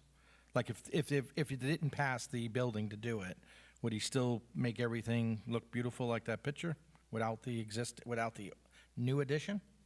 I think that we think it would be hard to justify the costs of bringing the older building up to code if we can't do this small addition on the side because of the state that it's in and how old it is and the various things that get, I always tell my clients when they buy an older building that it's like a can of worms. You open it up and there's all these different things and layers. And so when we pursued the original, the first set of plans, in discussions with staff, they said, well, you got to bring landscaping up to code. You got to bring lighting up to code. You got to bring parking up to code. You got to meet with fire to see if the fire will work, which the backup shows that we went through that and fire said it's safe and they have no issues with it. And so all these things start adding on top of each other. And so it makes it incredibly not infeasible to reinvest in a site like this if there can't be a small addition to it to have the square footage. When he bought it, though, did he know that he couldn't build, that he had a setback and all? No, so that was a bit of a disconnect on the front end with city staff. As I said, it has this weird history, this illegal subdivision, and so this is what sort of got us here tonight. And we thought in discussions with staff that this just made a ton of sense to support a variance like this being in the CRA, the city wanting people to reinvest in these types of sites. Okay. And I don't have any more questions. Anyone? Yes. So, I mean, realistically speaking, it's not so much that it can't be used or done, it's just that it's used more profitably or it's more marketable with your variance, correct? And that's what I'm hung up on, by the way. No, I believe the variances would still be required without the addition. Why? So the existing building already sits on the rear property line. And so there's the only way to do a major site plan to make all the investments in the property is to seek relief from the setback requirements. Is there two variants or one? The request is for a variance from the intentional dimensional standards of the I-1 zoning district, including the rear yard setback and interior side yard setback, reducing them from, I think, 10 and 30 feet to 0. So and I think I broke them out for the purpose of clarity in presentation. It was one variance application. So it's only one we're voting on. Is that correct, Max? Right. It's a request for a variance from those two setback standards. It is one application where two standards are affected. Just to clarify, if we decided or we put in that we'll okay the variance for the existing building, but will not for the new building, is that applicable for this, or is this would have to change everything in case it went that way? No. Or is this So one shop, it's done? The request here is for the variance for the addition. It is not for any vesting of any existing conditions. Okay.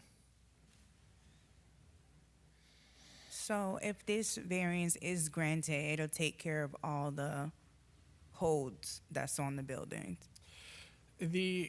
The code violation is not for the existing setback. It is for other elements that I'm not familiar with. But the granting of the variance, based on the testimony that I've heard, enables enables the redevelopment of the site because it becomes financially feasible. And in that redevelopment, resolving those code case issues. If I may interject. My name is George Rembos. I'm owner of the business and part of the property. Your concern did talk, so before we purchased this parcel, we did have a meeting with Lauren and Scott talking about the zoning and what our intentions were to do for the addition. It confirmed prior to our purchase that we were able to expand the warehouse without the need for any setbacks, and we moved forward with the purchase. At this time, obviously, you're seeing what our discrepancy is. The wall to the north is already existing, and the neighbor to the west also has that wall as well. I know it was stated only on the north side, but it exists on the north and west. Property owners are in support of it, and for us to do this, your code issues that you're referencing were to illegal work done by the previous property owner.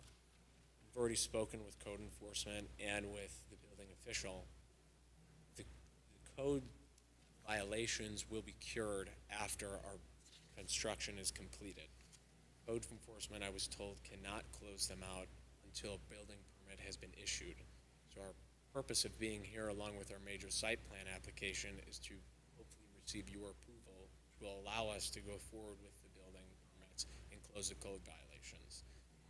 In terms of the investment on the property, it's basically an entire demolition with the exception of the existing structure. Because of the non-conforming use and the existing conditions, we're going to be demolishing the roof of the structure, increasing the height by a small margin to allow for some code issues and some requirements there. But the footprint of the building and the parcel remains the same. We have the CPED, the CPDD compliance, landscaping requirements, all that as well. So I think the nature of your concern will be resolved, obviously, as part of our course of business with the development of it.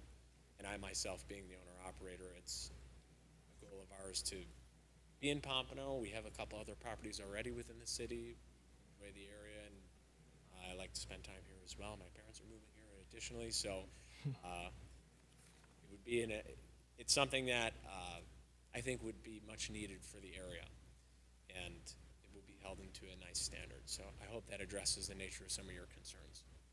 Thank you. Max, do you know whether or not this particular property is within the, might be a stretch, is it within the TOD? No, it is not. One of the recommendations, because I know that Scott is not here, and Lauren, again, I'm not sure what conversation took place with the applicant or with Matt. But again, there may be a better route may be to, if the applicant is willing, is to pause this item, give us a chance to talk through, because I'm not sure where Scott and Lauren may have expressed the statement that was made earlier, or on what basis, and I would hate for this board to be prejudiced, or maybe if Max knows, maybe, I don't know. But I'm looking at the code and I'm seeing some difficulty, and I would hate for this board to rule based upon some misunderstanding. Okay. I don't know the nature of any former discussions where it was maybe stated that a variance would not be necessary for an addition. In a situation like a redevelopment of the site, if they're actually rebuilding the structure, a substantial improvement, then in that case, the variance for the existing 0-foot rear setback would be required.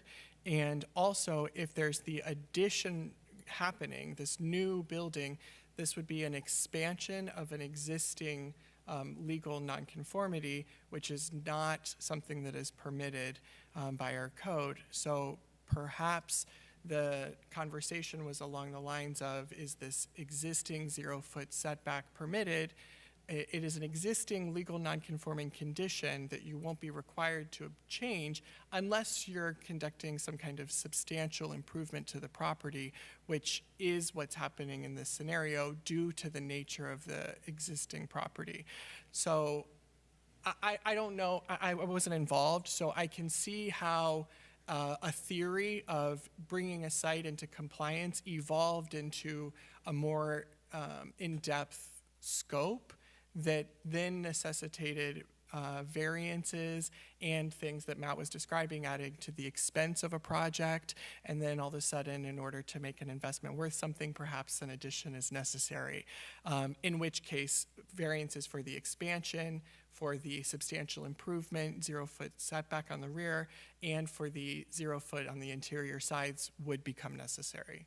Just to make sure you and I are on the same page, so the variance in actuality is not just for the addition, it really is for the entire site because Not the 0-foot setback that exists for the rear. So that is in the request. It's both 0-foot for the rear and 0-foot for the interior side as shown on the plan. So that includes the existing structure. thank you.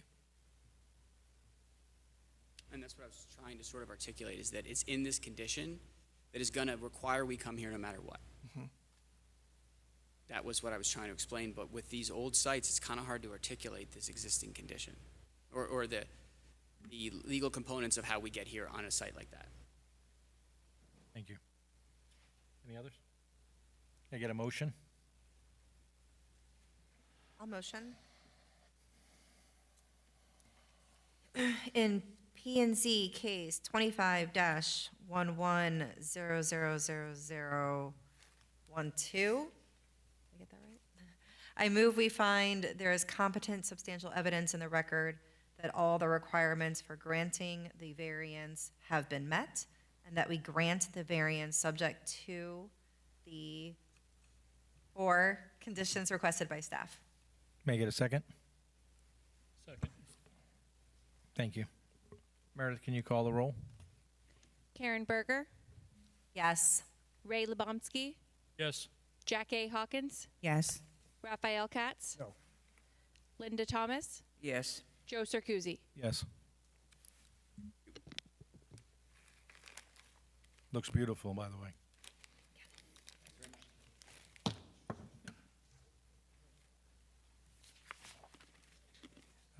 Next one is 25-11-00013.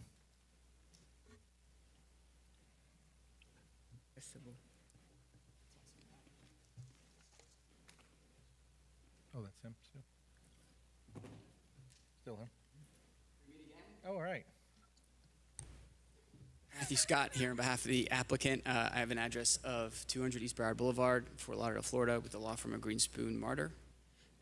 Here on behalf of the applicant. Max? Good evening, Max Weems, Principal Planner and Development Services. With application 25-11000013, the applicant requests a variance from section 155.5101 G8B of the Pompano Beach zoning code, which establishes the minimum stacking lane distance for parking lot entrance driveways. The requested variance would permit stacking lane distances ranging from 50 feet to 70 feet in lieu of the required 100 feet in order to accommodate site-specific constraints. The property is located on the south side of West Sample Road in northwest Pompano between Northwest 27th Avenue and the Sample Road Florida Turnpike ramp. I think we're all familiar with the Festival Flea Market. The approximately 24-acre site, formerly the home of Festival Marketplace, over 250 vendors at its peak, is proposed for redevelopment into 3 industrial warehouse buildings totaling roughly 474,000 square feet with 422 parking spaces. The associated major site plan application, PZ 24-12000024, was presented to the Development Review Committee on February 5th, 2025. And then a few more times. Final approval is pending before the Planning and Zoning Board. The site features 4 access points, 2 on Sample Road under FDOT jurisdiction and 2 on Northwest 27th Avenue under Broward County jurisdiction. Code requires a minimum of 100-foot driveway throat depth for sites with over 150 parking spaces. However, the applicant is requesting a reduction to 50 to 70 feet, arguing that that standard does not account for large multi-access properties or overlapping regulatory constraints. FDOT has preliminarily approved the reduced throat depth along Sample Road, and the applicant states Broward County has accepted similar reductions for Northwest 27th Avenue, contingent upon compliance with safety and circulation standards. Given the site's unusually large size, multiple street frontages, and dispersed parking configuration, traffic is expected to distribute evenly across all access points. The applicant argues this lessens demand on any single driveway and diminishes the necessity for the full 100-foot throat depth across the board. Current city standards do not differentiate between compact sites with a single driveway and expansive multi-access developments like this one. The purpose of the throat depth requirement is to ensure queued vehicles do not obstruct internal site circulation or spill onto public roads. The applicant contends that the combination of 4 access points and the efficient internal layout is expected to prevent congestion at any one location. Supporting materials for the variance includes a narrative addressing the statutory criteria, a traffic analysis, and a site plan illustrating the proposed driveway lengths. The documents were submitted in conjunction with the broader site plan. The applicant maintains that the variance would not constitute a special privilege, noting that such relief is available to any applicant under similar circumstances. The request is tailored to the site's unique configuration and aligns with the city's land use objectives. The project proposes a long vacant commercial property for productive industrial use and is not expected to negatively impact neighboring properties and public safety. The city retained an independent traffic engineering consultant to evaluate the proposed driveway layout and stacking analysis. The consultant's review concluded that the proposed throat depths are functionally adequate, taking into account the site design, anticipated traffic distribution, and coordination with external agencies. The consultant recommended that the internal east-west drive aisle be restricted to right turn only movements and its intersection with Eastern Sample Road driveway in front of Building 2. The consultant also recommended that the applicant provide written approval from the county on the 2 driveways along Northwest 27th Avenue. The consultant's full report is included in the applicant's package backup. I think I'm getting tired. Should the board determine that the applicant has provided competent and substantial evidence demonstrating compliance with the 8 variance review criteria, staff recommends the following conditions be incorporated into the board's order of approval. 1, the applicant shall obtain all necessary permits and approvals, including a major site plan development order and building and zoning compliance permits. Development shall be in substantial conformance with the plans submitted in support of this variance application and major site plan application PZ number 24-12000024. 3, any significant modification to driveway location or site circulation, including any future changes required by FDOT or Broward County that result in a throat depth less than approved by this variance shall require submittal of a new variance application. And 4, the internal east-west drive aisle shall be restricted to right turn only movements at the intersection with the Eastern Sample Road driveway in front of Building 2 near the adjacent racetrack parcel. The applicant shall design, implement, and clearly sign this restriction to ensure safe and efficient traffic circulation consistent with the recommendations of the city's traffic consultant. And 5, prior to the issuance of any building permit, the applicant shall provide written approval from Broward County staff confirming acceptance of the proposed driveway lengths along Northwest 27th Avenue. This concludes the staff report. I'm available for questions. Thank you, Max. Go ahead. Thanks very much. Matthew Scott again for the applicant. So the owner of the property is Festival Real Estate LLC. That's the current owner. They're under contract with my client, Foundry Commercial, looking to redevelop the site. As Max stated, the site's located at 2900 West Sample Road. We're all familiar with it, but it's always good to provide some context. It has been the festival flea market for quite some time. The owner of that property decided some years ago to start winding that down, no longer wanted to operate a flea market there, and started pursuing with a developer rezoning and changing the land use of the site so that it would allow for an industrial type of use. So prior to us coming here tonight, the City Commission in Pompano Beach approved a land use change from commercial to industrial, and they approved a rezoning to I-1. So the city already did that. And so the site currently has a zoning of I-1. Seem to be talking a lot about industrial tonight on the agenda. This 24-acre site is now zoned industrial as well. As the board knows, of course, To the north is Monarch Hill, the trash dump, and then to the west, we get into Tradewinds Park. Here's just a closer aerial, and I just want to note that there is a proposed racetrack gas station on the northeast corner. That is under development review right now.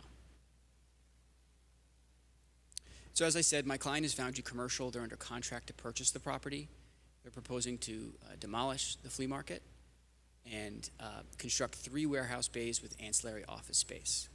They're addressing a large demand in the area for small and medium bay warehouse and industrial space, a major thoroughfare with access to highways. And so building 1 has approximately 115,000 square feet. Building 2 has 61,000 square feet. Building 3 has 299,000 square feet. And then the overall site has 422 parking spaces. But the reason why I broke out for you square footage for each building is because this is a huge site. And so the way we designed the site was sort of into different areas where different buildings will be served by different types of parking and different access points for those areas. Why I'm going into this level of detail will make sense as I get into my presentation, but there's sort of 3 different buildings and areas of the site that will have parking serving them.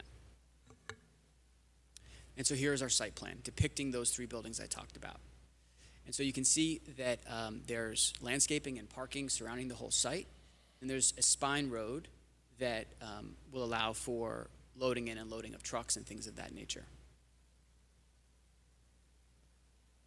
Here are the renderings of what we're proposing to bring to Pompano Beach. And so the vision for the site, what is really in high demand, what we expect will happen here, is that this will be a combination of course, warehouses, some light industrial, but also a lot of showrooms, a place where you can go pick new flooring, or people can have offices in the front, and then storage of their materials for home improvements and things of that nature in the back. And so here's just another rendering showing our vision for the architecture for the project.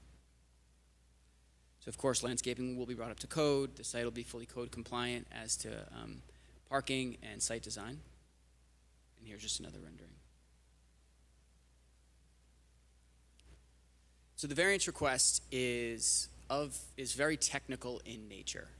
The way the code is written is that if a site has a certain number of parking spaces, regardless of how many driveways it has, if it has a certain number of parking spaces, the thought, I presume, was that will indicate a certain amount of traffic volume at the driveways, regardless of how many there are.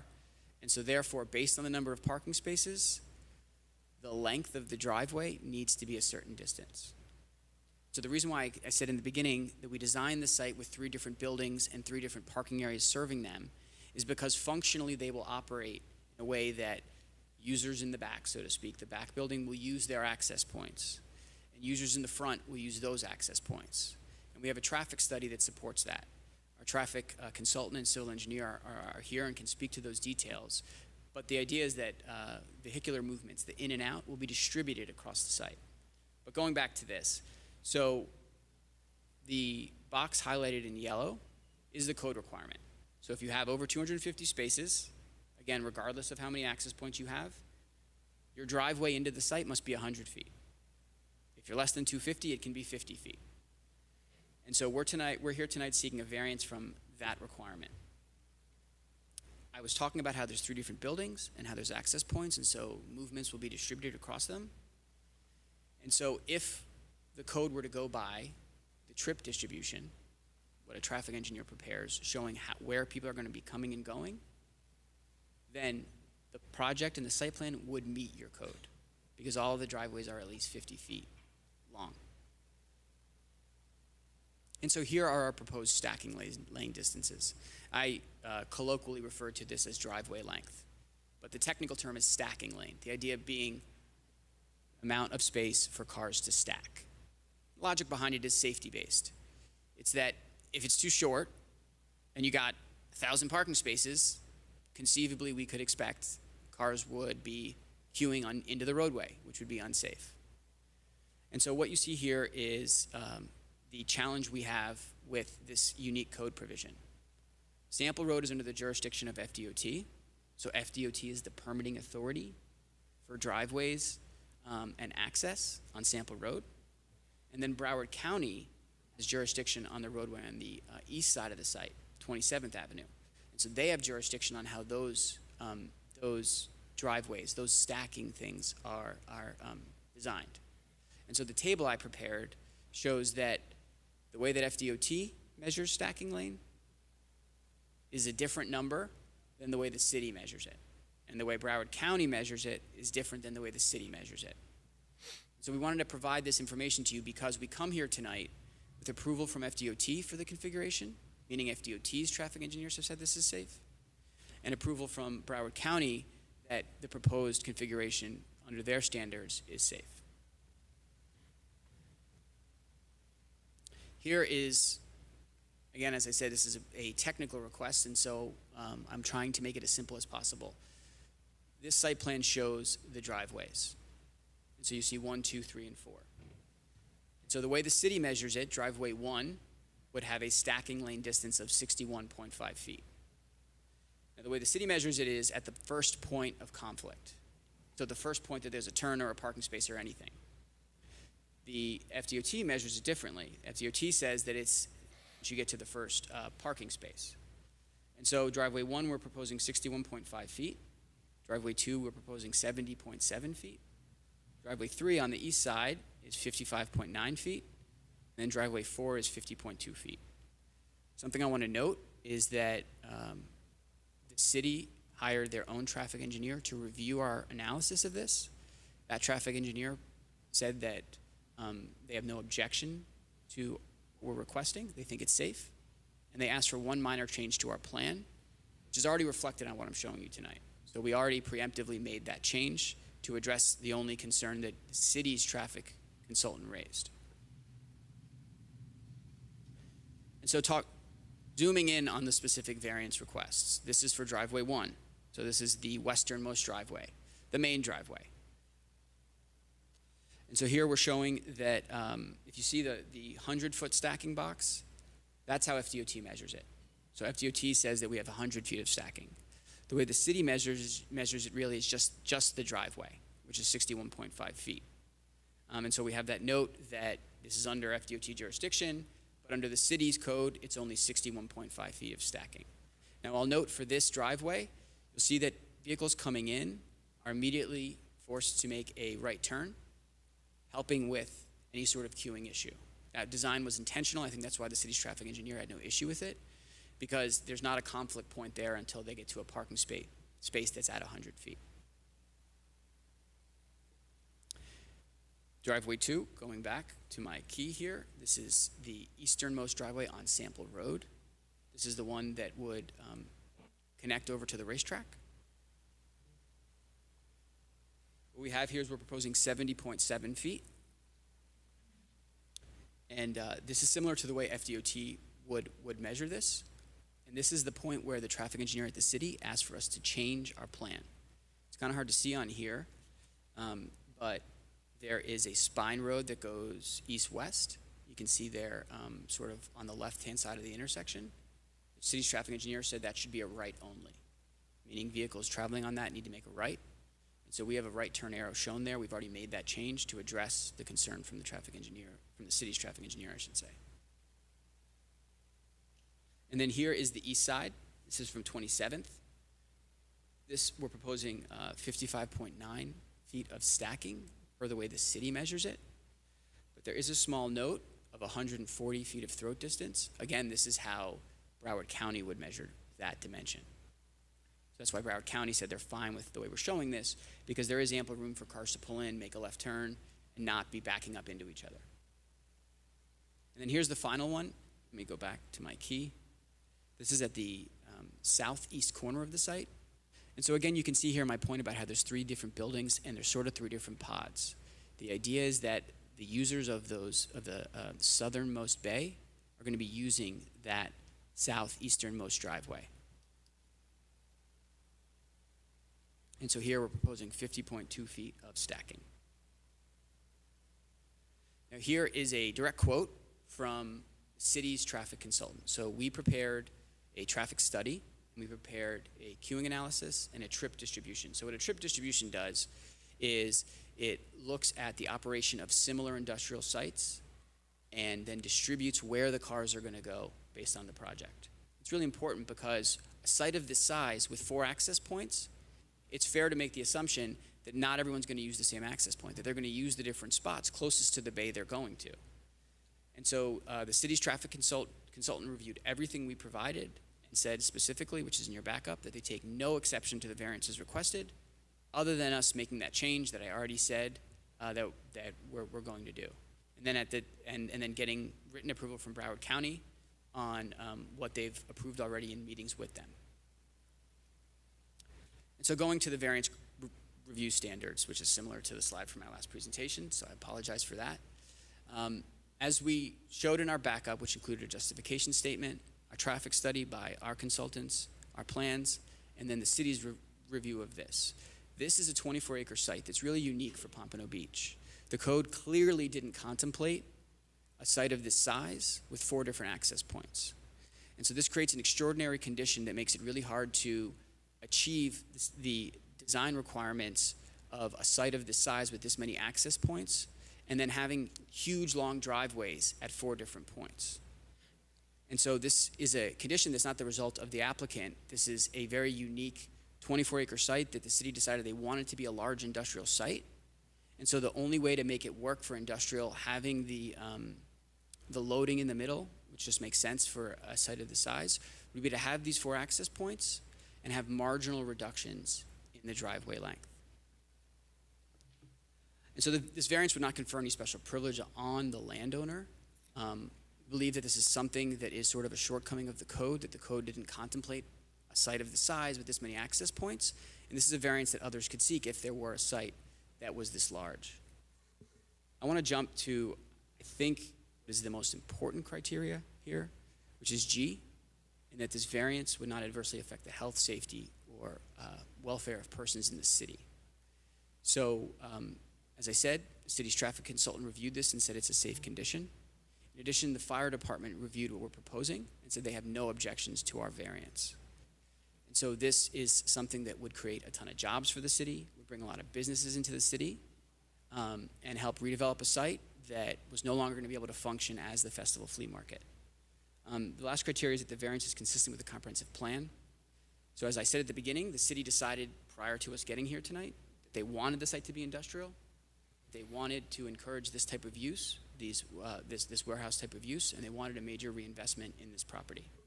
So with that being said, thank you for allowing me to make this presentation. We would respectfully request approval of the variance. I'm happy to answer any questions you may have. Thank you. This is open to the public. Is there anyone that would like to speak for the petition? Is there anyone that would like to talk against the petition? Closed to the public. Open discussion for the board. I just have a quick question. As the building sits currently, what is the length right now of the? For a festival flea market? Yeah. For what's there now? Yeah.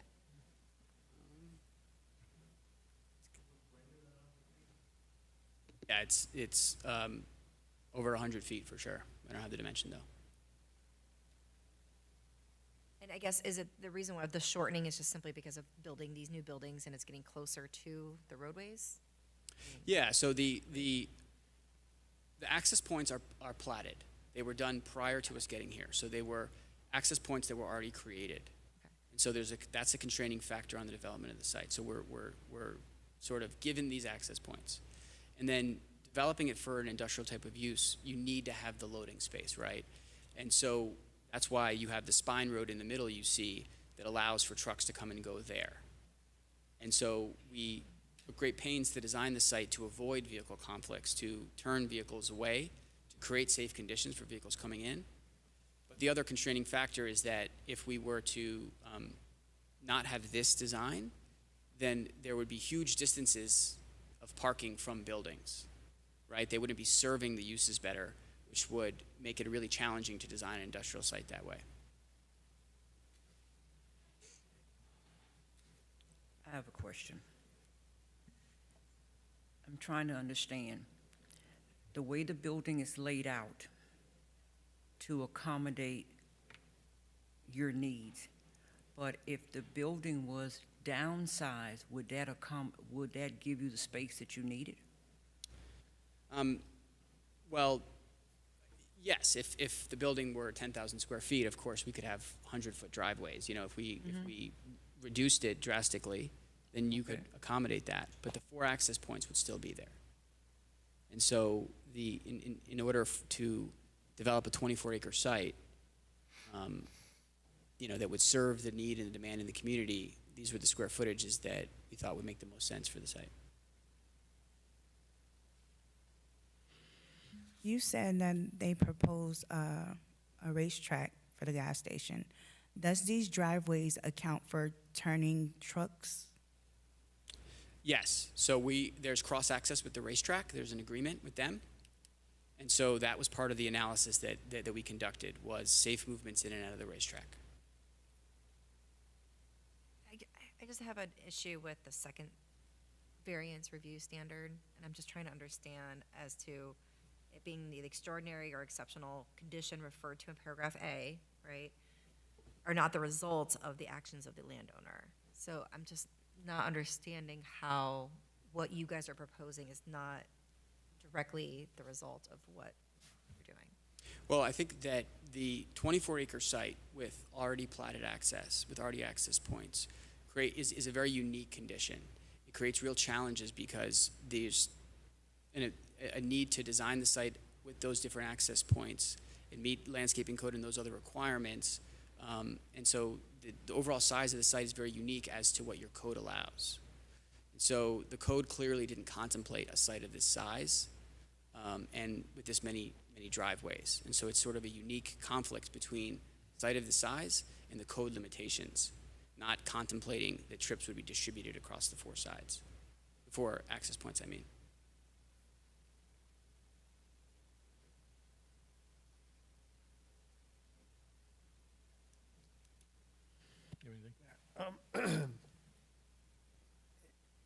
My question goes to standard number 5, which is the extent of the variance is the minimum necessary to allow reasonable use of the land or structure. I mean, theoretically, you could change the design of the structures somewhat to not require the variance, correct? So if we were to make all of the driveways 100 feet depth, right?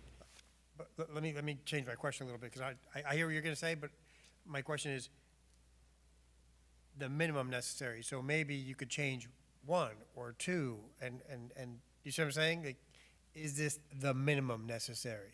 You're asking for 3, right? 4, sorry. And is this the minimum necessary? I guess that's my question. And then I have a question for staff also, which is, again, I'm new to this board, and I'm just being careful and trying to make sure I do the right thing. But isn't this something that maybe should be changed at the zoning level as opposed to the variance level? Yeah, that is something that we contemplated. I do agree that our code does not address the unique conditions of this property. Our zoning code is not formatted around properties of this scale. We did consider, should we do a text amendment? Is that really appropriate? Is this something that would be experienced across the board, or is this unique to this site? And so we did believe that this was not necessarily saying that the variance should or should not be approved, but perhaps that this isn't something that's contemplated in our code. Therefore, the path of requesting a variance is the appropriate mechanism for approving this condition on this property. It is true that the existing configuration for the Festival Flea Market does include a drive aisle that does have a 100-foot depth before access into a parking area, but then it does also include, similar to the one that's in the middle of the property on the north boundary, also includes the access points that are on the side street with very minimal depths.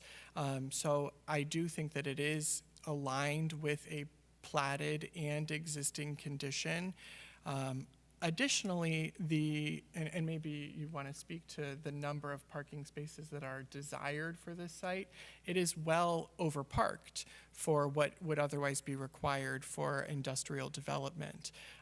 So I think that their traffic study suggests that even though it's this many parking spaces, don't imagine it'll be this flush of cars rushing to these minimal depths at one time.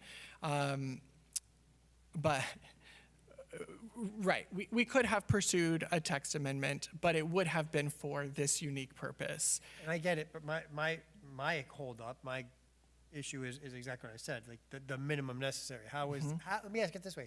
How is this the minimum necessary to allow reasonable use of the land?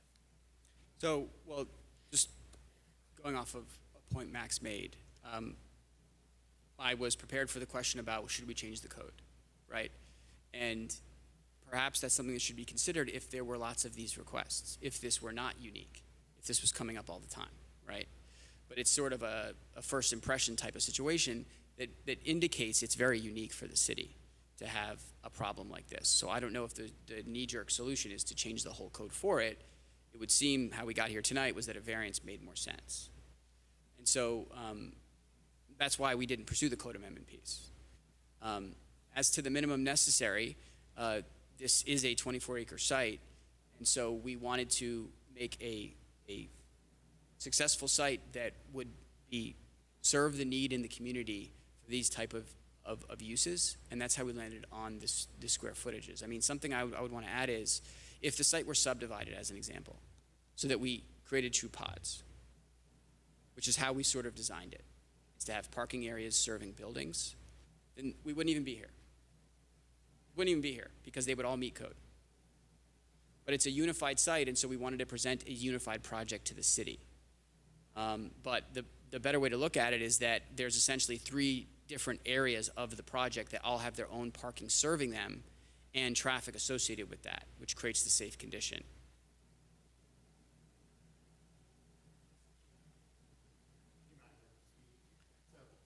Speak into the mic. My name's Ted Elam. I'm with. Have you been sworn in? Sorry? Have you been sworn in? Oh, no, I have not. Do you swear or affirm the evidence you're about to give will be the truth, the whole truth, and nothing but the truth? Yes, I do. Thank you. And can you raise the mic as well, please? So my name's Ted Elam. I'm with Foundry Commercial. And to some of the questions that you've asked, I think they're good questions. And to the point that was made, if you were to draw a line down the middle of the site and separate the 2 front buildings and the back building, we wouldn't be here. So really, the only reason that this doesn't meet code or doesn't fall under the what's designed in the code is just because the site is so large. So that's unusual. And so I think the other question was basically why can't you shrink the size of the buildings? And so there's an element here where so we are the purchaser of the property. There's an ask from the seller for what they want us to pay for the property, and if you make the building too small, you can't make the investment. And so you're balancing trying to meet code and trying to be able to move forward with the project. In this case, it's a very expensive project, and we're kind of on a razor's edge on getting it to work. And so, and then to the point made earlier, there are code requirements for parking, so you can't expand the building into the parking. There is a market requirement on what the truck depths or the width of the truck court should be. So you might think, okay, well, maybe you lose some square footage by extending the driveway, just shrink the truck court. Well, then you have a project that isn't marketable. So maybe it complies with code, but you can't lease it. And if you can't lease it, it doesn't make sense to build it. And so we're trying to work with all of these constraints to come up with something that makes sense from an investment standpoint, but also complies with code and is something that we can proceed with. And in this case, because the site, the way that the traffic will flow, the only reason that the site is not compliant is just because it is so large. We thought that made sense. Thanks. Any others? No, sir.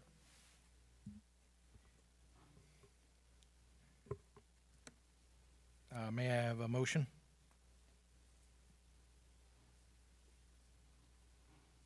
I motion.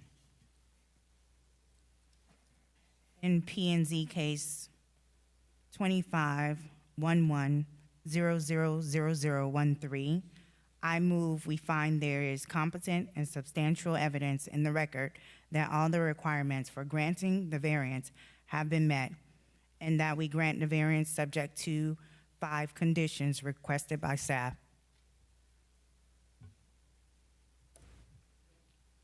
Can I get a second?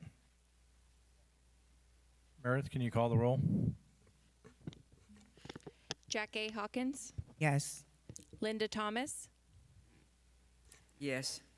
Karen Berger, Yes. Raphael Katz,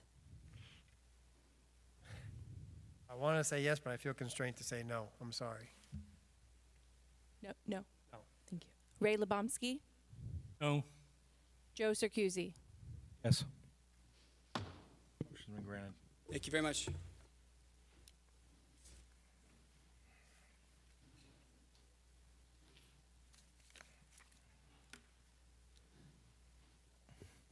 Next one is 2511000014.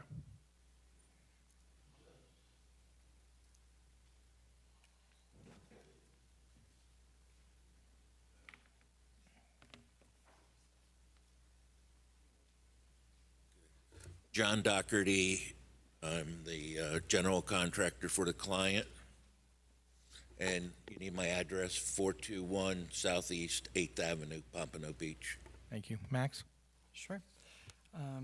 Good evening once again. Max Weems, Principal Planner and Development Services, with application 25-11000014.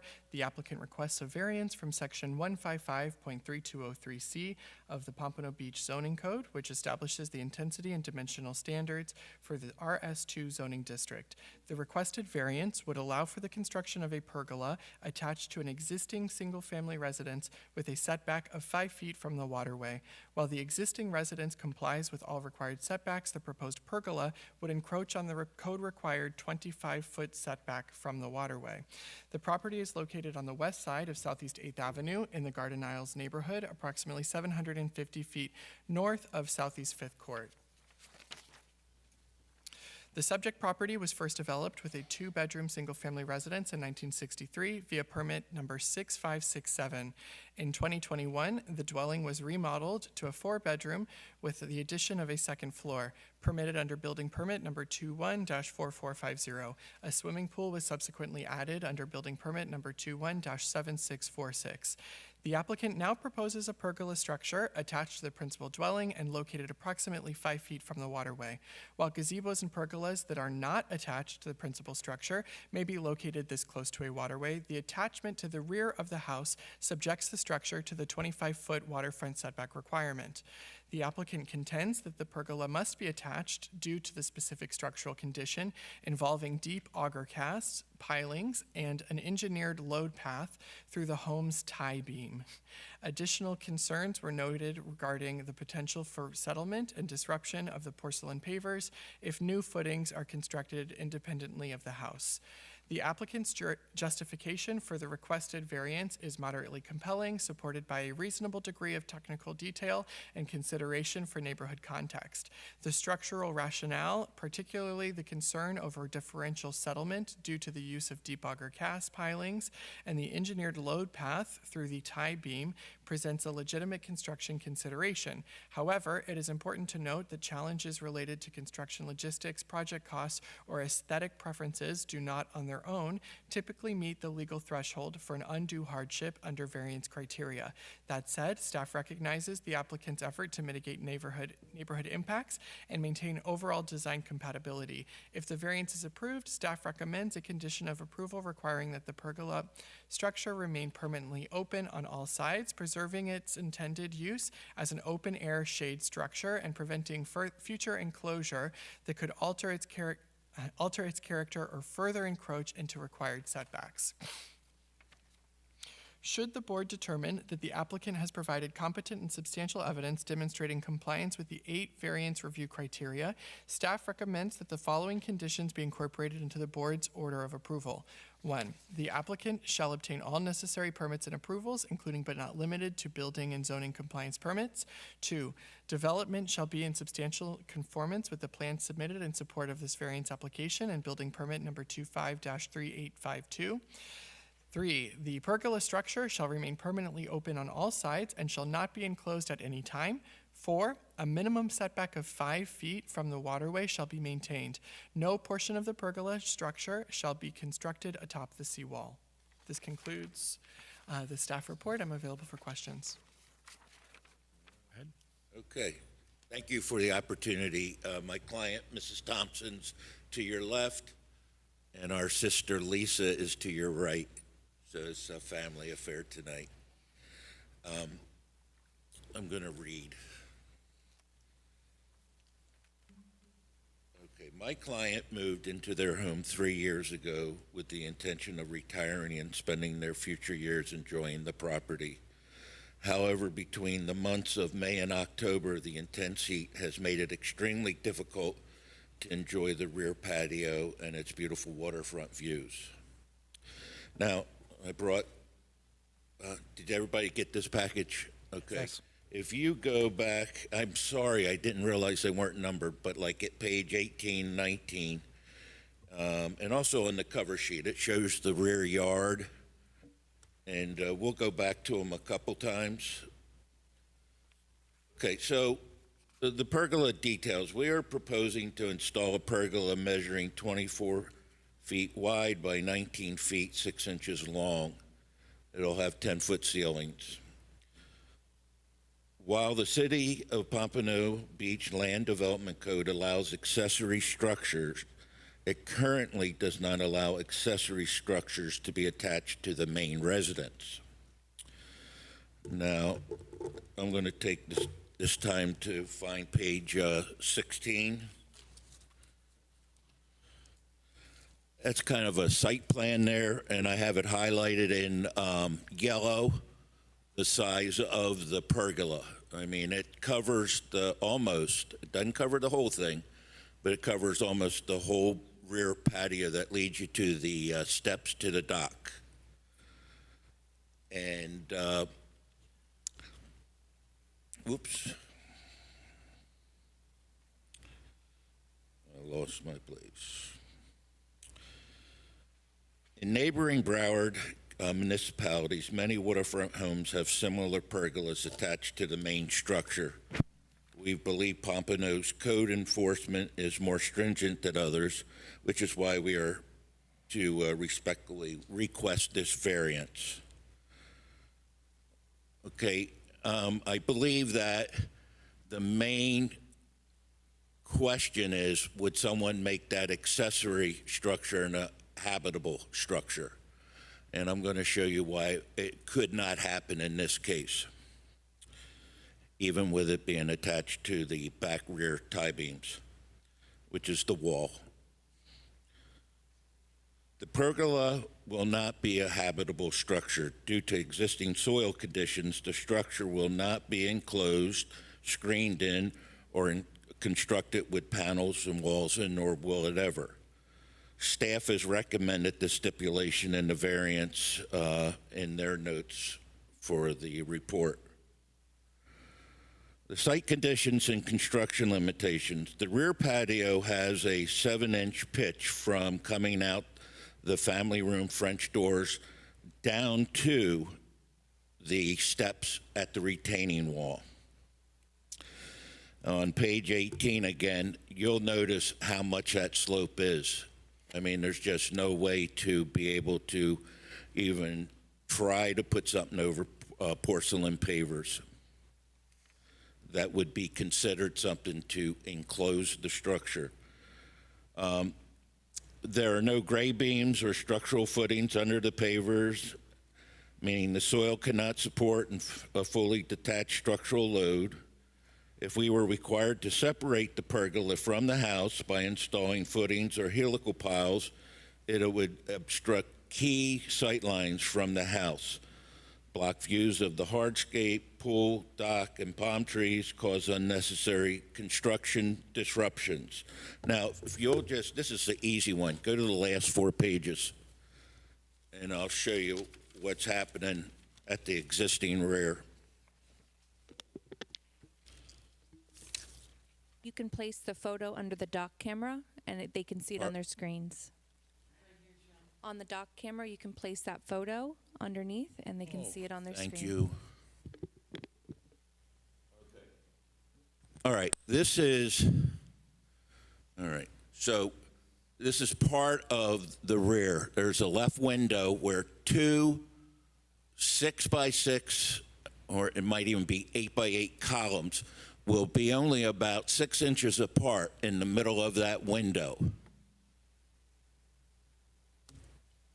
If we have to put footings in a helical pile. Now, the next picture shows you from the inside, and the arrow points to that window and what view that would obstruct.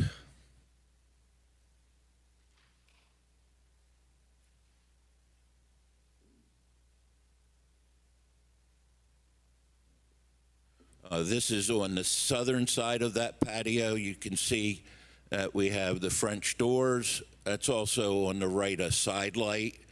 You don't see the full door, and then the other window. That's where we come up with our 24-foot width. We wanted to make sure those windows were also under the pergola.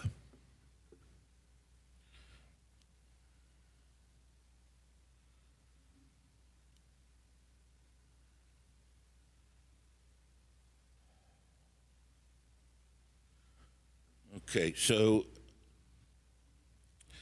construction impact of a denial.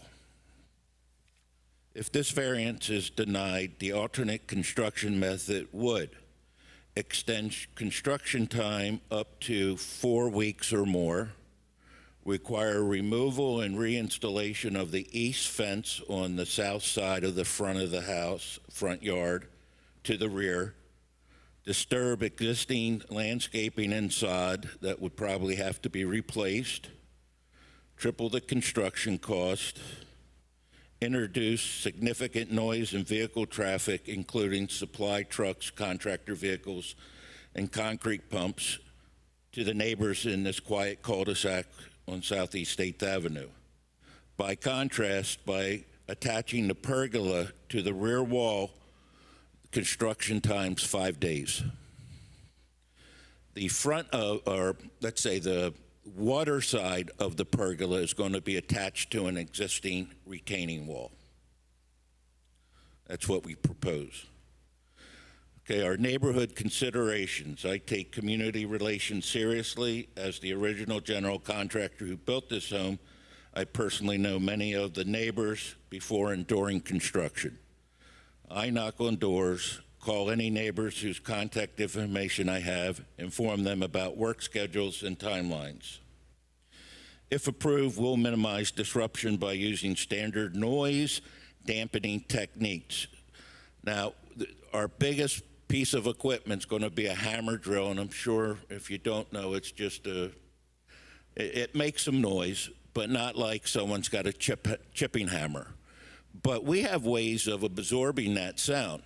You can take acoustical ceiling panels, you can take drywall, you can even take carpet, and we're only going to be drilling into the tie beam and drilling into the retaining wall. It could take between a half a day to a full day.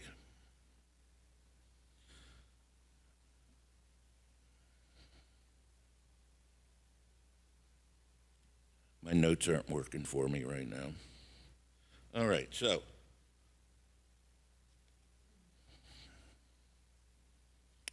staff recommendation, which we will follow. We fully agree to abide by staff stipulations, obtain all required permits. We already have been approved with the structural plans, build in full compliance with approved site plans, keep the pergola open on all 3 sides, meet all setback requirements. Currently, that rear setback's 5 foot. For an accessory unit, we have 6 foot 6 on the south side and almost 8 foot on the north side. So this pergola will allow my client, who frequently entertains family and friends, to comfortably enjoy their outdoor space during their hot summer months. This is not just a home, it's their forever home. And the pergola will significantly improve their quality of life without affecting neighbors or the community.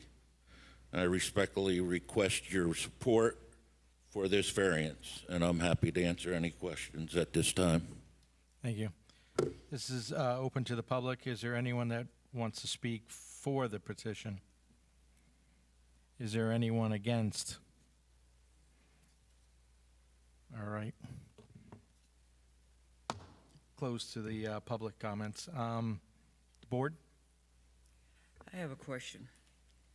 The construction, if I'm looking at this beautiful home, it appears to me that, has it been remodeled recently?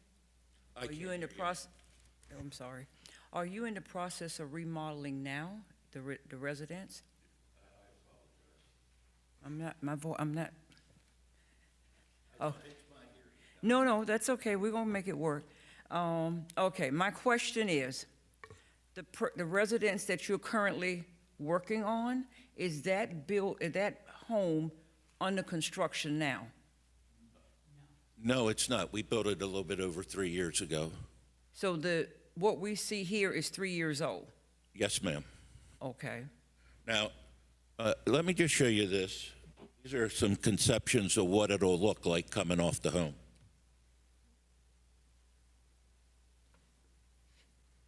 Now, on this picture, it shows a post on each end.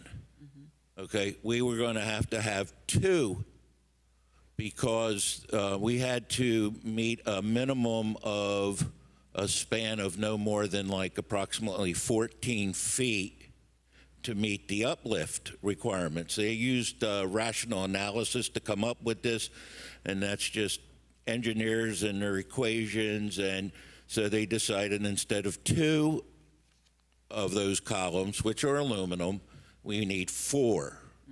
So I was able to make that span go out from being like 14, maybe 15 feet to getting it almost out to the 24 and then inside of that.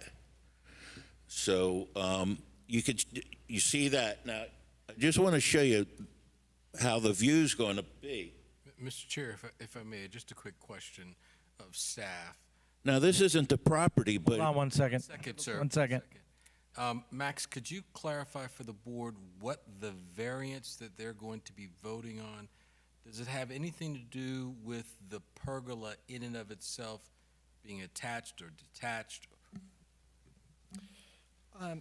So we have a separate standard for gazebos as accessory structures.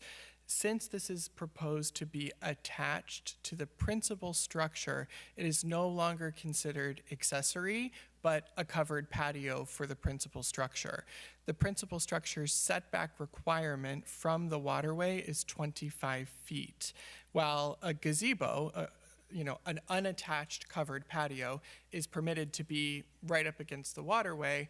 This covered patio, because it's attached to the structure, is subject to the setbacks of the principal structure. So the request for a variance is for the setback of the principal structure to allow it to encroach into that rear yard setback up to 5 feet from the rear property line. The way that the conditions are phrased make it so that it is only for this application and not for any future expansion of the home into that setback, but just to permit this covered patio within that setback.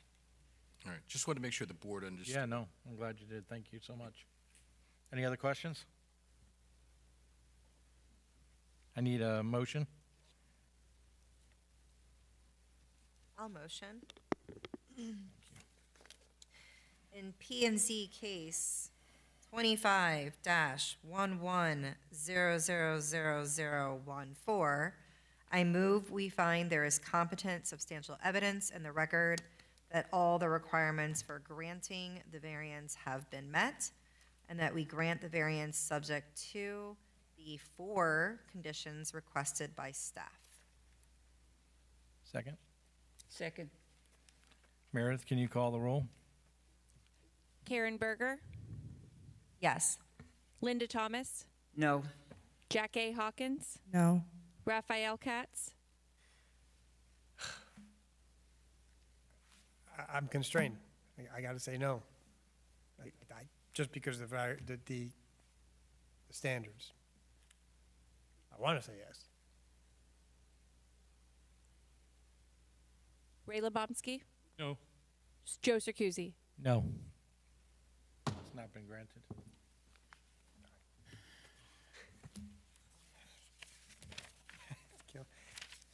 That's one of those things that they just, that's such a. Thank you for your time. Thank you. This is killing me. This one killed me. You got to get that changed. Yeah. Yeah. It's. This one killed me.